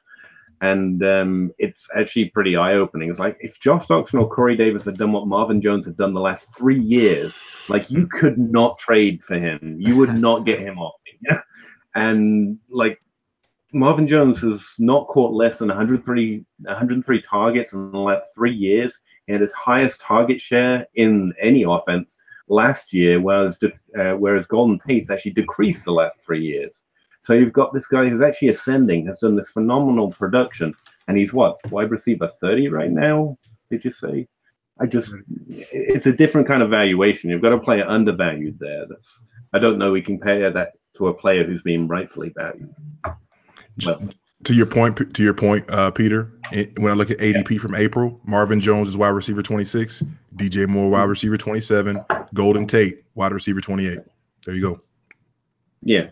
You see, that's where I'd lean from production, like someone was saying earlier before I probably interrupted them. Sorry, Karen. Well, I just find it interesting when we start looking at trying to place these guys. Like, it's fun to look at it, obviously, in the context of the actual drafts and auctions that we've been in. But obviously now they're in the greater player pool, right? So where are we? Where do we start to actually see these guys? Like, I see a guy like T.Y. Hilton at number 17, which I feel like, at wide receiver 17 for April ADP. Gimme. You want that? Yeah, I'll take that. Okay. Once I see video of Luck throwing a football. Another one. Also, Corey Davis currently wide receiver 16, and also I'm pretty confident. And Peter, this is to your point.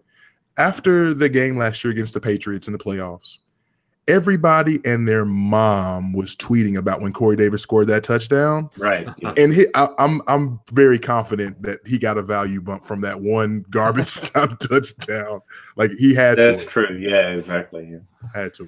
And see, I love Rashard Matthews as well. That's another one of those receiving cores where I just love everyone in it, and they can't all succeed. So, but yeah. It's going to be Rashard Matthews, and I'll tilt. That one doesn't seem as heavy as others, Again. though, like in the Rams and the Lions. And See, I would Bears. take Tennessee's wide receiver core over the Rams pretty much any. I had to keep. You know, there's there's leagues out there where you can just draft a specific team and you get their whole core. So maybe you want to look into I those. might need to look into that. Get I mean, anyway, we better do pick 301, or I'm just going to keep talking about. All right. So much for 2 minutes a pick. Kyle, you back, man? You done editing the pod? Can we jump into this third round? You were not waiting for me. We need 8, dude. We need to All go. right, Gabe, third round, do fourth round. the Gabe, do the We Are Live now. Start the show.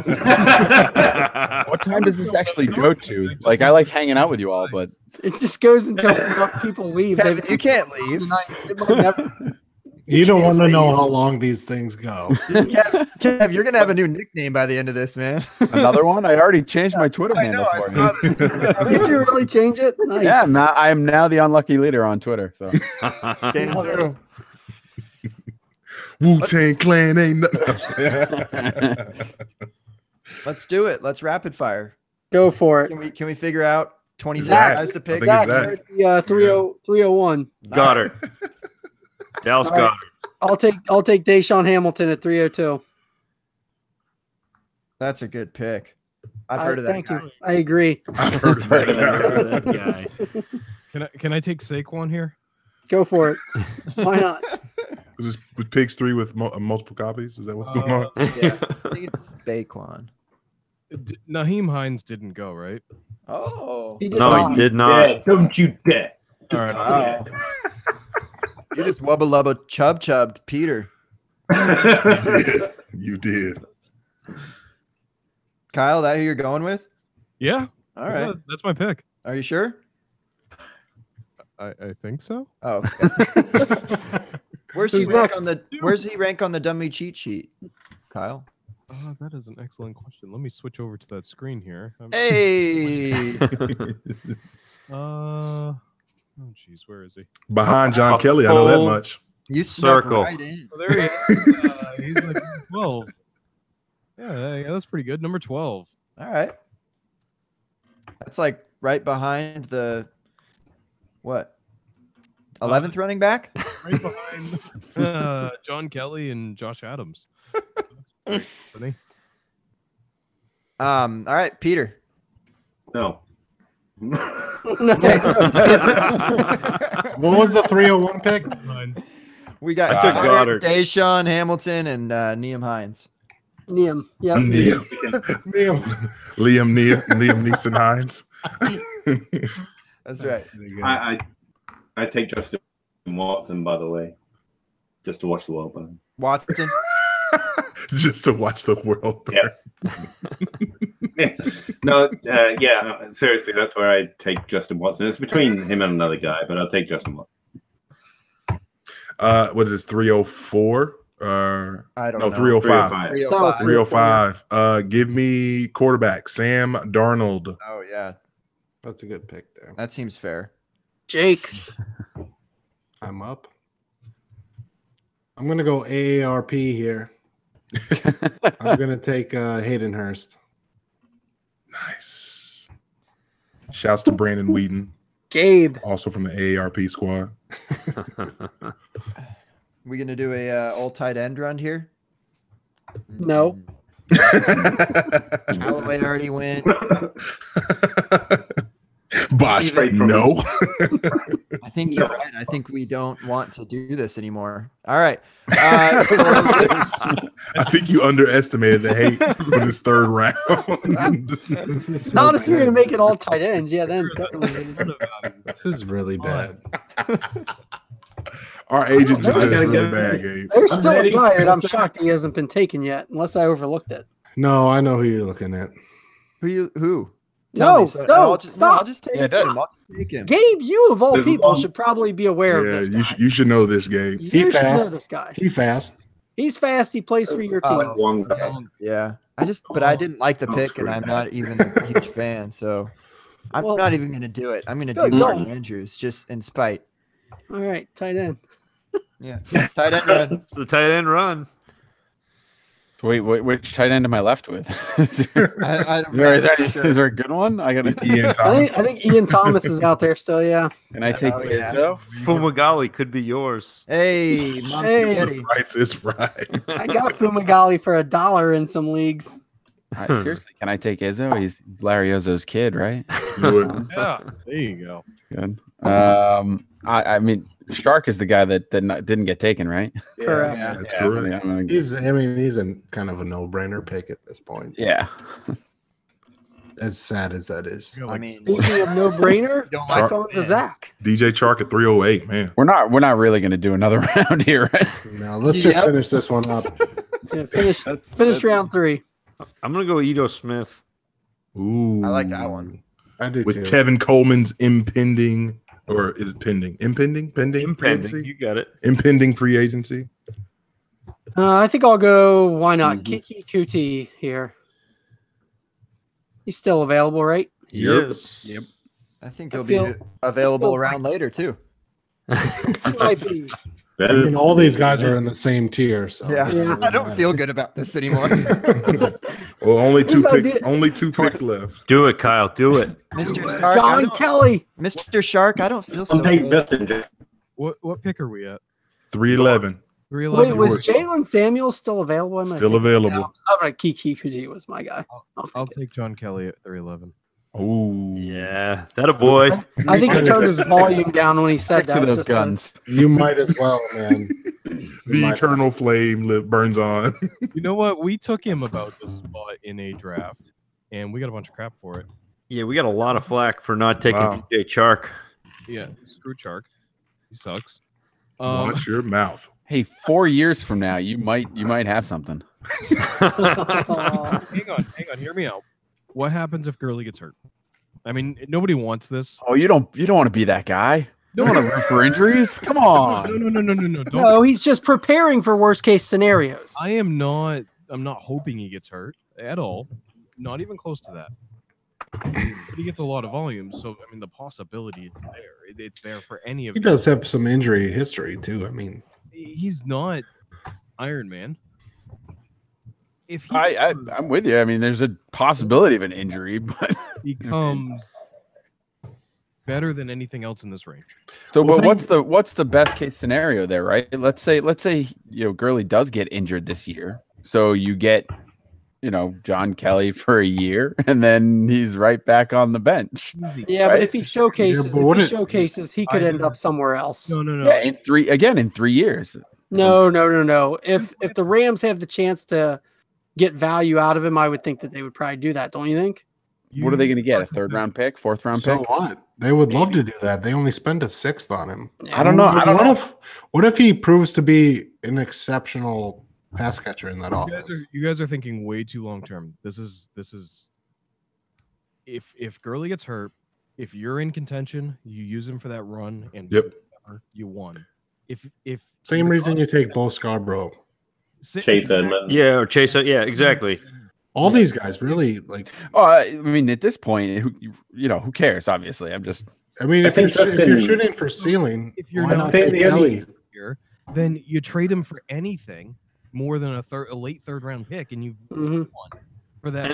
That is in making that run. It's easy. You trade him to the Gurley owner, you'll get a decent pick out of it. And you don't even like if you're in a place where you're competing, it doesn't even matter if you trade John Kelly. If you win, if you spend a 3rd round pick on John Kelly and you win, you've won. It doesn't matter what John Kelly does for the rest of his career.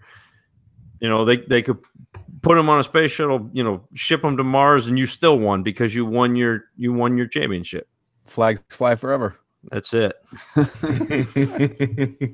think the only player in this range that's actually competing for a job rather than competing for if someone else gets injured is at least at running back is Justin Jackson. Yeah, with the Chargers, he's someone that could actually start injury or no injury. So. And shout out to the folks in the chat. Justin Jackson got brought up by me. I was scrolling back through. Peter was like, "J Mike, can you talk about Justin Jackson?" Peter got into the YouTube chat under a different moniker. Visual ambassador. That Peter guy sure is smart. No, I forgot what week he was. One week he was there under Pa Howdy, and then in the same exact episode, he came back under Peter Howe. I was like, "What the heck happened here?" I can't actually explain that. I don't know. So we've got the real Mr. Irrelevant here at 312. Peter, the pick is to you. Just some notables. Josh Allen still on the board. Quinemius, Didn't our you say favorite, notable? Still on the board. Mark Walton, Cincinnati's godson, still on the board. Jordan Wilkins, Justin Jackson, whatever. Braxton Berrios following in the long line of quick white receivers, Richie James. to do things. Jake's real son, Jake's illegitimate son, Richie James. I don't have anything to say about him. Nor does golly, I can't even think of his name. Matt Harmon. Matt Harmon. What about the Josh Adams love? What's up with that? I don't know about that love. I don't know. I've seen him pop up into like the third, fourth round of, really? Whatever. But I don't know. And in our auction, Bosch, he seemed like he went pretty high. Like people kind of kept going back and forth on him like he was good or something. Did you say Josh Adams? Yeah. They've brought everybody and their mother into the Eagles for that backfield. Yeah. I don't want any part of that. He was a guy I have no idea what he went for because I didn't even look at his price. I didn't care. I wasn't spending $1 on him. So anybody that spent more than $1 on him, I was really happy about it. I had to scroll to the 508 on my rankings to find him. Now, to be fair, on the Dummies cheat sheet, I'm pretty sure he's in front of Nyheim Hines. All right, so I'm gonna say this live here. Do it. The dummy cheat sheet is not a rankings.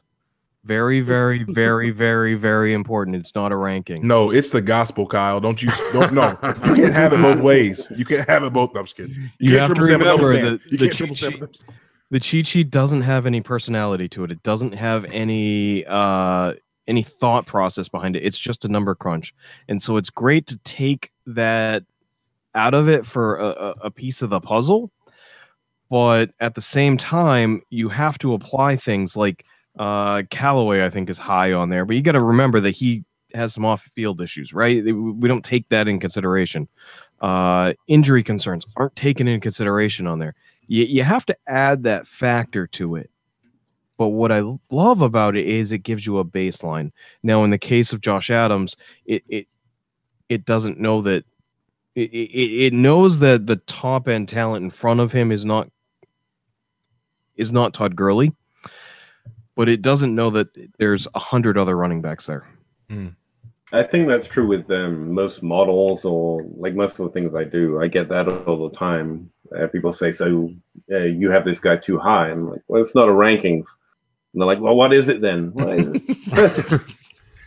It's a thing that tells you which player you should go look at and then decide if you like him over another player. Just tell me who to draft. Yeah, exactly. I tell you what, just give me your money, sign me in, and I'll run the team. Because at that point, you're not really doing it anymore. Just take John. How are these running backs stacked up again in the dummy cheat sheet? Kind of coming back to J Mike's point when we were comparing years past of running backs. How do they compare their scores In the past years? Yeah. Oh, you mean this year's versus last year's? Uh-huh. I did make some tweaks to the numbers this year. So last year was the first year it was really fully rolled out. I did make a few tweaks this year, so the numbers unfortunately do not line up that way. Next year they should, but well, we'll just wait till next year. Yeah. I tell you what my model said. I have them all included in that. Saquon Barkley comes in at like an 800 and something score. He's just ridiculous. Then it's Leonard Fournette, Christian McCaffrey, Rashad Penny, Joe Mixon, Dalvin Cook, Nick Chubb. And that's the order if you include last year. It's like those guys are good or something. Yeah, it's weird. All right, I have to be a party pooper. I have to take off so I can finish posting the dummy dummy podcast. It's been fun though. I think the third round may have exhausted all of us, so I'm sure we're all on our way out too. But hey, dummy number 1 or 2. Thanks. Definitely number 1. I know. I just Zach was here. Just because Zach was here. We go by height. I think the editor always gets the number 1 billing. Just FYI. Fact. That's how it should be. I'll be the editor first gets to final admit, call. I'll be the first to admit that Kyle is dummy number 1. Man, he does it all. Hey, you guys aren't in your studio. What the hell's going on here? Well, half of us are. Feuding. I'm here. They don't get along anymore. It's an unknown. What's going on with the dummies? What's going on? You We guys did this splitting for up? 2 weeks. Can't take it anymore. Here's the problem. You don't have the studio camera going. Hey, Yeah, there you go. Is that better? I like Yeah. that. Unfortunately, there is an empty After that, seat over you here. Draft night. Oh my God, you actually do have an extra camera up there. Wow. Not only do we have 1 extra camera, but we have 2 extra cameras. Hey. Wow. In case we want to see Zach when he's sitting over there, huh? That's for his close-ups, and then you've That's got when I'm this one I'm here sporting my for- Dynasty Game Night T-shirt, and we gotta get the plug in. Nice. Anyone else concerned what he does with that room when they're not podcasting? Well, right now there's a bunch of crap stored in here, but I just meant the There's camera a strategically TV placed. over there. I don't know. There's just. Yeah. it's nothing that exciting. I'm sorry. Kidding me? That's Anything, awesome. anything you guys want to plug here? Kyle, Zach? DynastyDummies.com, dummy cheat What's that? sheet, Zach's film notes. We're gonna do rookie rankings here really soon. Hey. We're way behind on that, but yeah, really soon. That's all I can do for a commitment. That's good. I've been waiting to do all my 8,000 drafts and auctions till I get your rankings. So You know what, John? I've just followed your cheat sheet as your rankings. I assume they're the same. And of course, after he finishes them all, Josh we find out Adams they're at not the same. 211. Championship. There were some winners if you actually did use part of it as a ranking last year. Last year. Juju, I think was wide receiver 2 in that. Yeah, or one? Juju was up Yeah, there. Juju was up Samaje was up there. It is a good tool. I will say I do like it. It's a very good tool. People should use. Very Yeah, good. it's as really ranking. it's just something kind of unique. It's a lot of different numbers crunched down. I think I've told the story one other time, but I started out. I like to play Madden. That's probably why. Actually, that's probably why most of us are into Dynasty is because of Madden. And so you look at the player list in Madden, and you've got numbers. You've got an overall ranking. And it doesn't give you a perfect overall ranking, but it's the closest thing I could get to giving you that Madden-style number. Of course, in Madden, the off-field stuff and a lot of that doesn't matter. You don't have concussion issues, and you don't have people getting arrested in Madden. So we do have to factor that stuff in, but or me who collects running backs and never uses enough of one to give him fantasy relevant points. So yeah, you gotta factor a little bit of that in there, but it gives you kind of a unique look at the numbers of things, and it's pretty. I really like them. Really I'm like going to throw numbers. that in there. I think it's a whole hell of a lot of really good work. It's if anyone hasn't checked them out, they're free, and it's just a lot of good information right there that you can just click through tab by tab. You should definitely check it out. Sponsored by Crayola. So can I get like a risk factor? Can I add to it and add in a risk factor? Because I think that'd be really fun. You know, I was thinking, I was actually just looking at what is it, Sports Injury Predictor or something like that .com. They have something. Unfortunately, they don't post the data until I think it's next month or July. That might be something I would consider incorporating in. That definitely could be a useful piece. You know, Points per arrest. Hey, I'll be honest. At one point in time, I did consider putting in kind of just a variable number, so something that. But and then I realized that would go against the entire point of it. The idea is to take bias out. Your bias still applies in your rankings. You start with these numbers and then you adjust it with your bias and with the outside factors. I did consider putting in that, okay, last year was when I was thinking about it with Joe Mixon. Like, Joe Mixon scored, I think, as the top running back. Yeah, he was. And, you know, the reason why he might not be the top running back last year was because of the off-field concerns. And the only way to quantify that is to just kind of put a number in that factors against it, but then I'm putting in my bias because there's no statistical number of, I guess you could put in number of arrests, but I don't think that really gets you there. You could get to, I mean, you could get granular with a factor based on any number of things, depending on how you want to do it, right? If there's a domestic violence, if there's a, you know, drunken arrest, if there's a, you know, you could work it out. So I'm guessing you're take thinking the bias out of that, you know, like on a scale of 1 to 10, 10 being the worst, that domestic violence might be, we'll put murder at 10, so violence at 9. But the problem is we're making a decision. Where's credit there. card fraud? That's like a, I don't know, a 3. I mean, you got to look at it. The exact point though is that we're trying to come up with a scale. But I think you make it statistically, right? I mean, statistically speaking, which incidents are more likely to reoccur?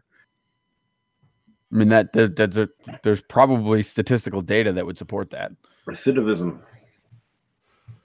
You know, there might be. I'm not telling you to do it. I'm just messing around. But now that I'm thinking about it, like I'm sure there's a way you could take your bias out of it if as long as it's done ahead of time, right? You can't do it individually with each player. You have to have a scale, right? But yeah. I won't look at this sheet until you do. It's something that tends to grow every year. You know, little adjustments happen. Sometimes numbers that I use of work. Sometimes numbers that I use one year disappear the next year, so I have to find something to substitute. But yeah, you know, it's a collection of all data that's publicly available out there, one way or another. A lot of it comes from playerprofiler.com, 247sports.com, ESPN.com, you know, all over the place. And it just brings it all together and crunches it down. You know how you know a podcast is over? No one is looking at the screen anymore. You started talking about really in-depth, not granular something or other. Just give me the rankings already. Told you, just tell me who to draft. I was trying to end the show, and I think I successfully did it. I blame Kevin, actually. Kevin's my fault. Went really far down that path. Gabe, who's next? I don't know. We went through the dummies, right? I guess we should go to the Wall Street guys next because they matter. Okay, you me and said Jake that will was- just go last as a non-podcast. That's right, We I get am. it. It's fun. I'm saving you two for last. Thanks for spoiling the ending. You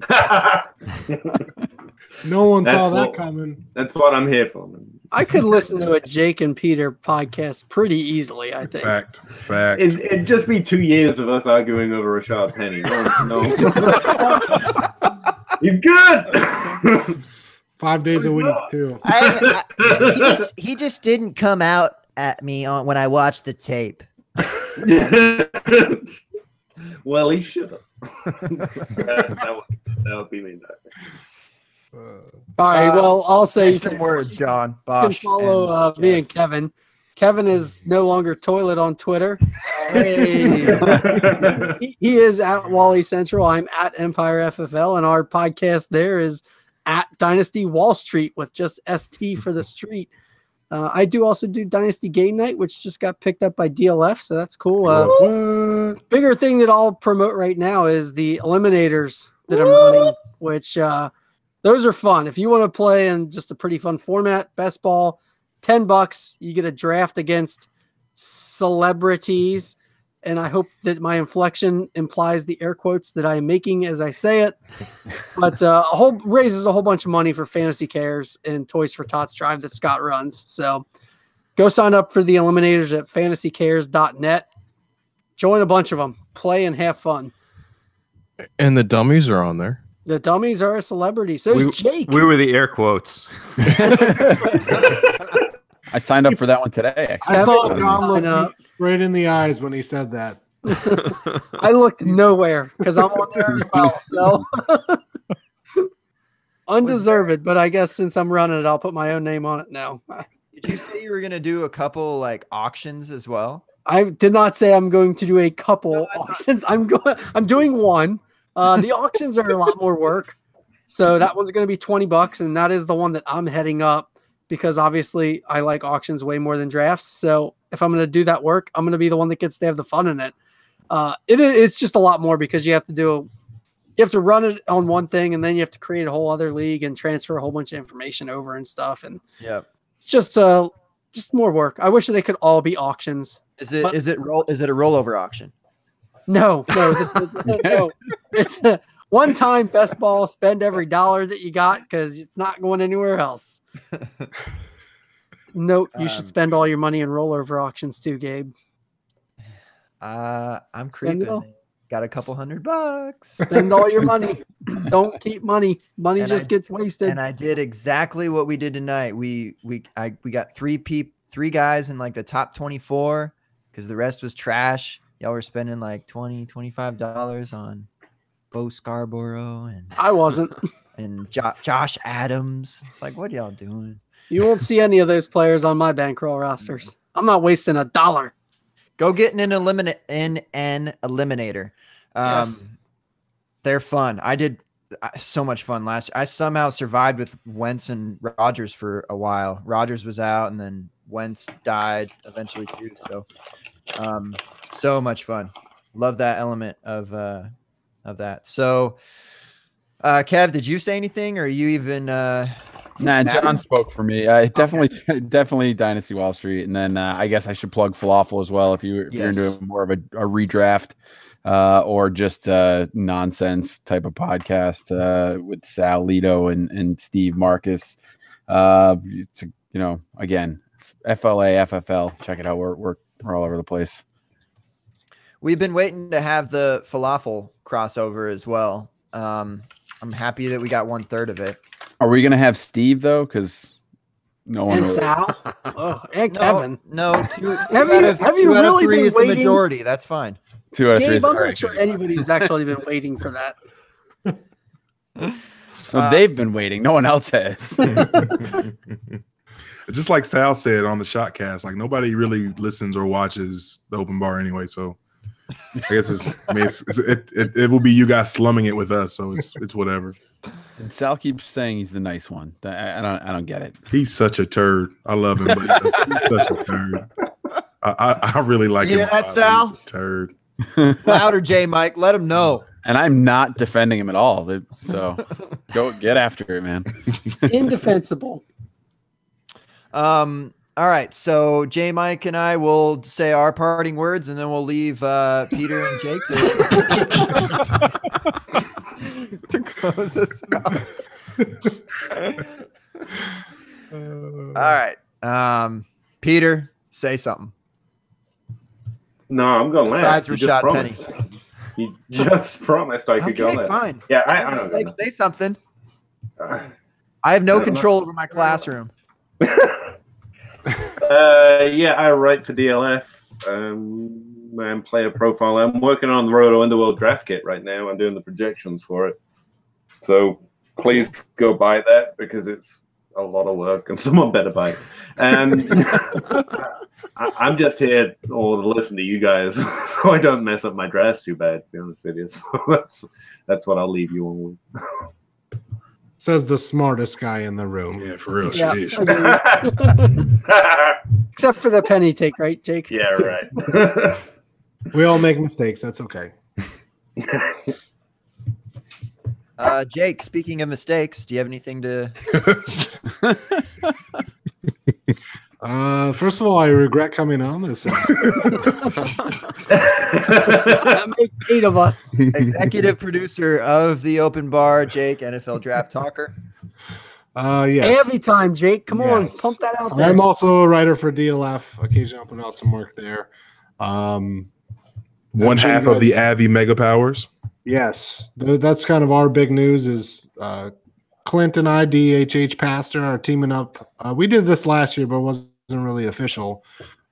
This year we're teaming up. We created a Twitter handle, SFB Avi Makers. So we're going to conjoin our forces to make avatars for the themes for the different divisions in Scott Fishbowl 8, with all proceeds going to Fantasy Care. So we'll charge like $5 for an avatar. We'll get you a cool little theme. I put one on my Twitter feed just as an example. Something cool that we can do for you guys. So go check that out. Please do. We're going to try to help raise some money for Fantasy Cares. And I know John's doing an incredible amount of work, and we're going to just try to chip away at that pie too. That's what's up.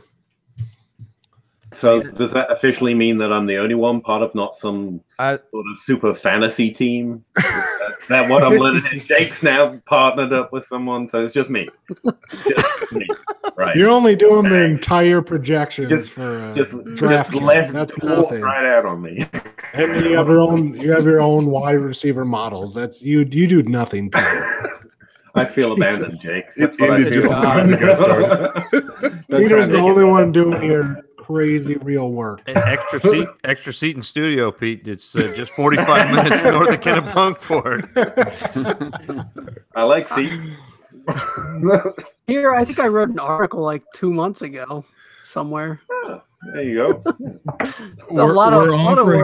We're offering free hosting space on dynastydummies.com if you want to post an article. There you have it. I just don't want anyone to feel left out here. Well, it's too late. It's too late, Kyler. Yes. Oh, that's fantastic. All right, fellas, let's get out of here. J Mike. At JMIC Check on Twitter. You can find the show's handle at the Open Bar FP. That's in fake pigskin. To our guests, thank you guys so much for joining us. Dummies, thank you guys for slumming it with us and letting us crash with you into this crossover, ultimate, whatever we've done this evening. Conglomerate. But seriously, There were 2 really good rounds of a draft. yeah, it was Broke awesome. down the third round in. It was really good. We even had some really good discussion on players, and then third round came, and wow, things went south fast. So, to everyone in the chat who checked us out on the live show, appreciate you guys. To everyone checking us out on podcast form, obviously on iTunes, Google Play, Stitcher, Podbean. I think I hit everyone there, and obviously Apple Podcasts. Please rate and review us. I don't think we have hardly any reviews. Shout out to John Bosch. Thank you, sir, for the review that you gave us several months back. 5 stars. But yeah, that is us. Gabe, take us home. Yeah, I think that third round was like that shot you're not supposed to take at the end of the night. That heat check. Yeah. I'm feeling good, Kobe. I think Gabe's talking about I'm already pretty drunk, but I'll just take one more shot and then you're dead. Just a little Jaeger, it'll be fine. Yeah. That's never a bad idea, right? Here we are. All right. Just a little Jaeger.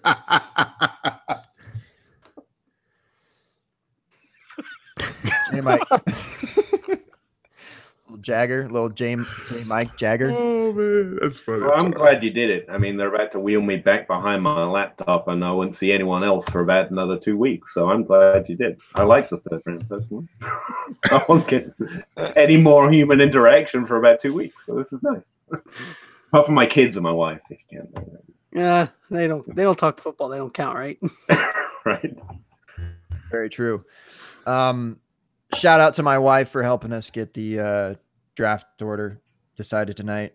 Go check the. You're funny that you think she's gonna listen.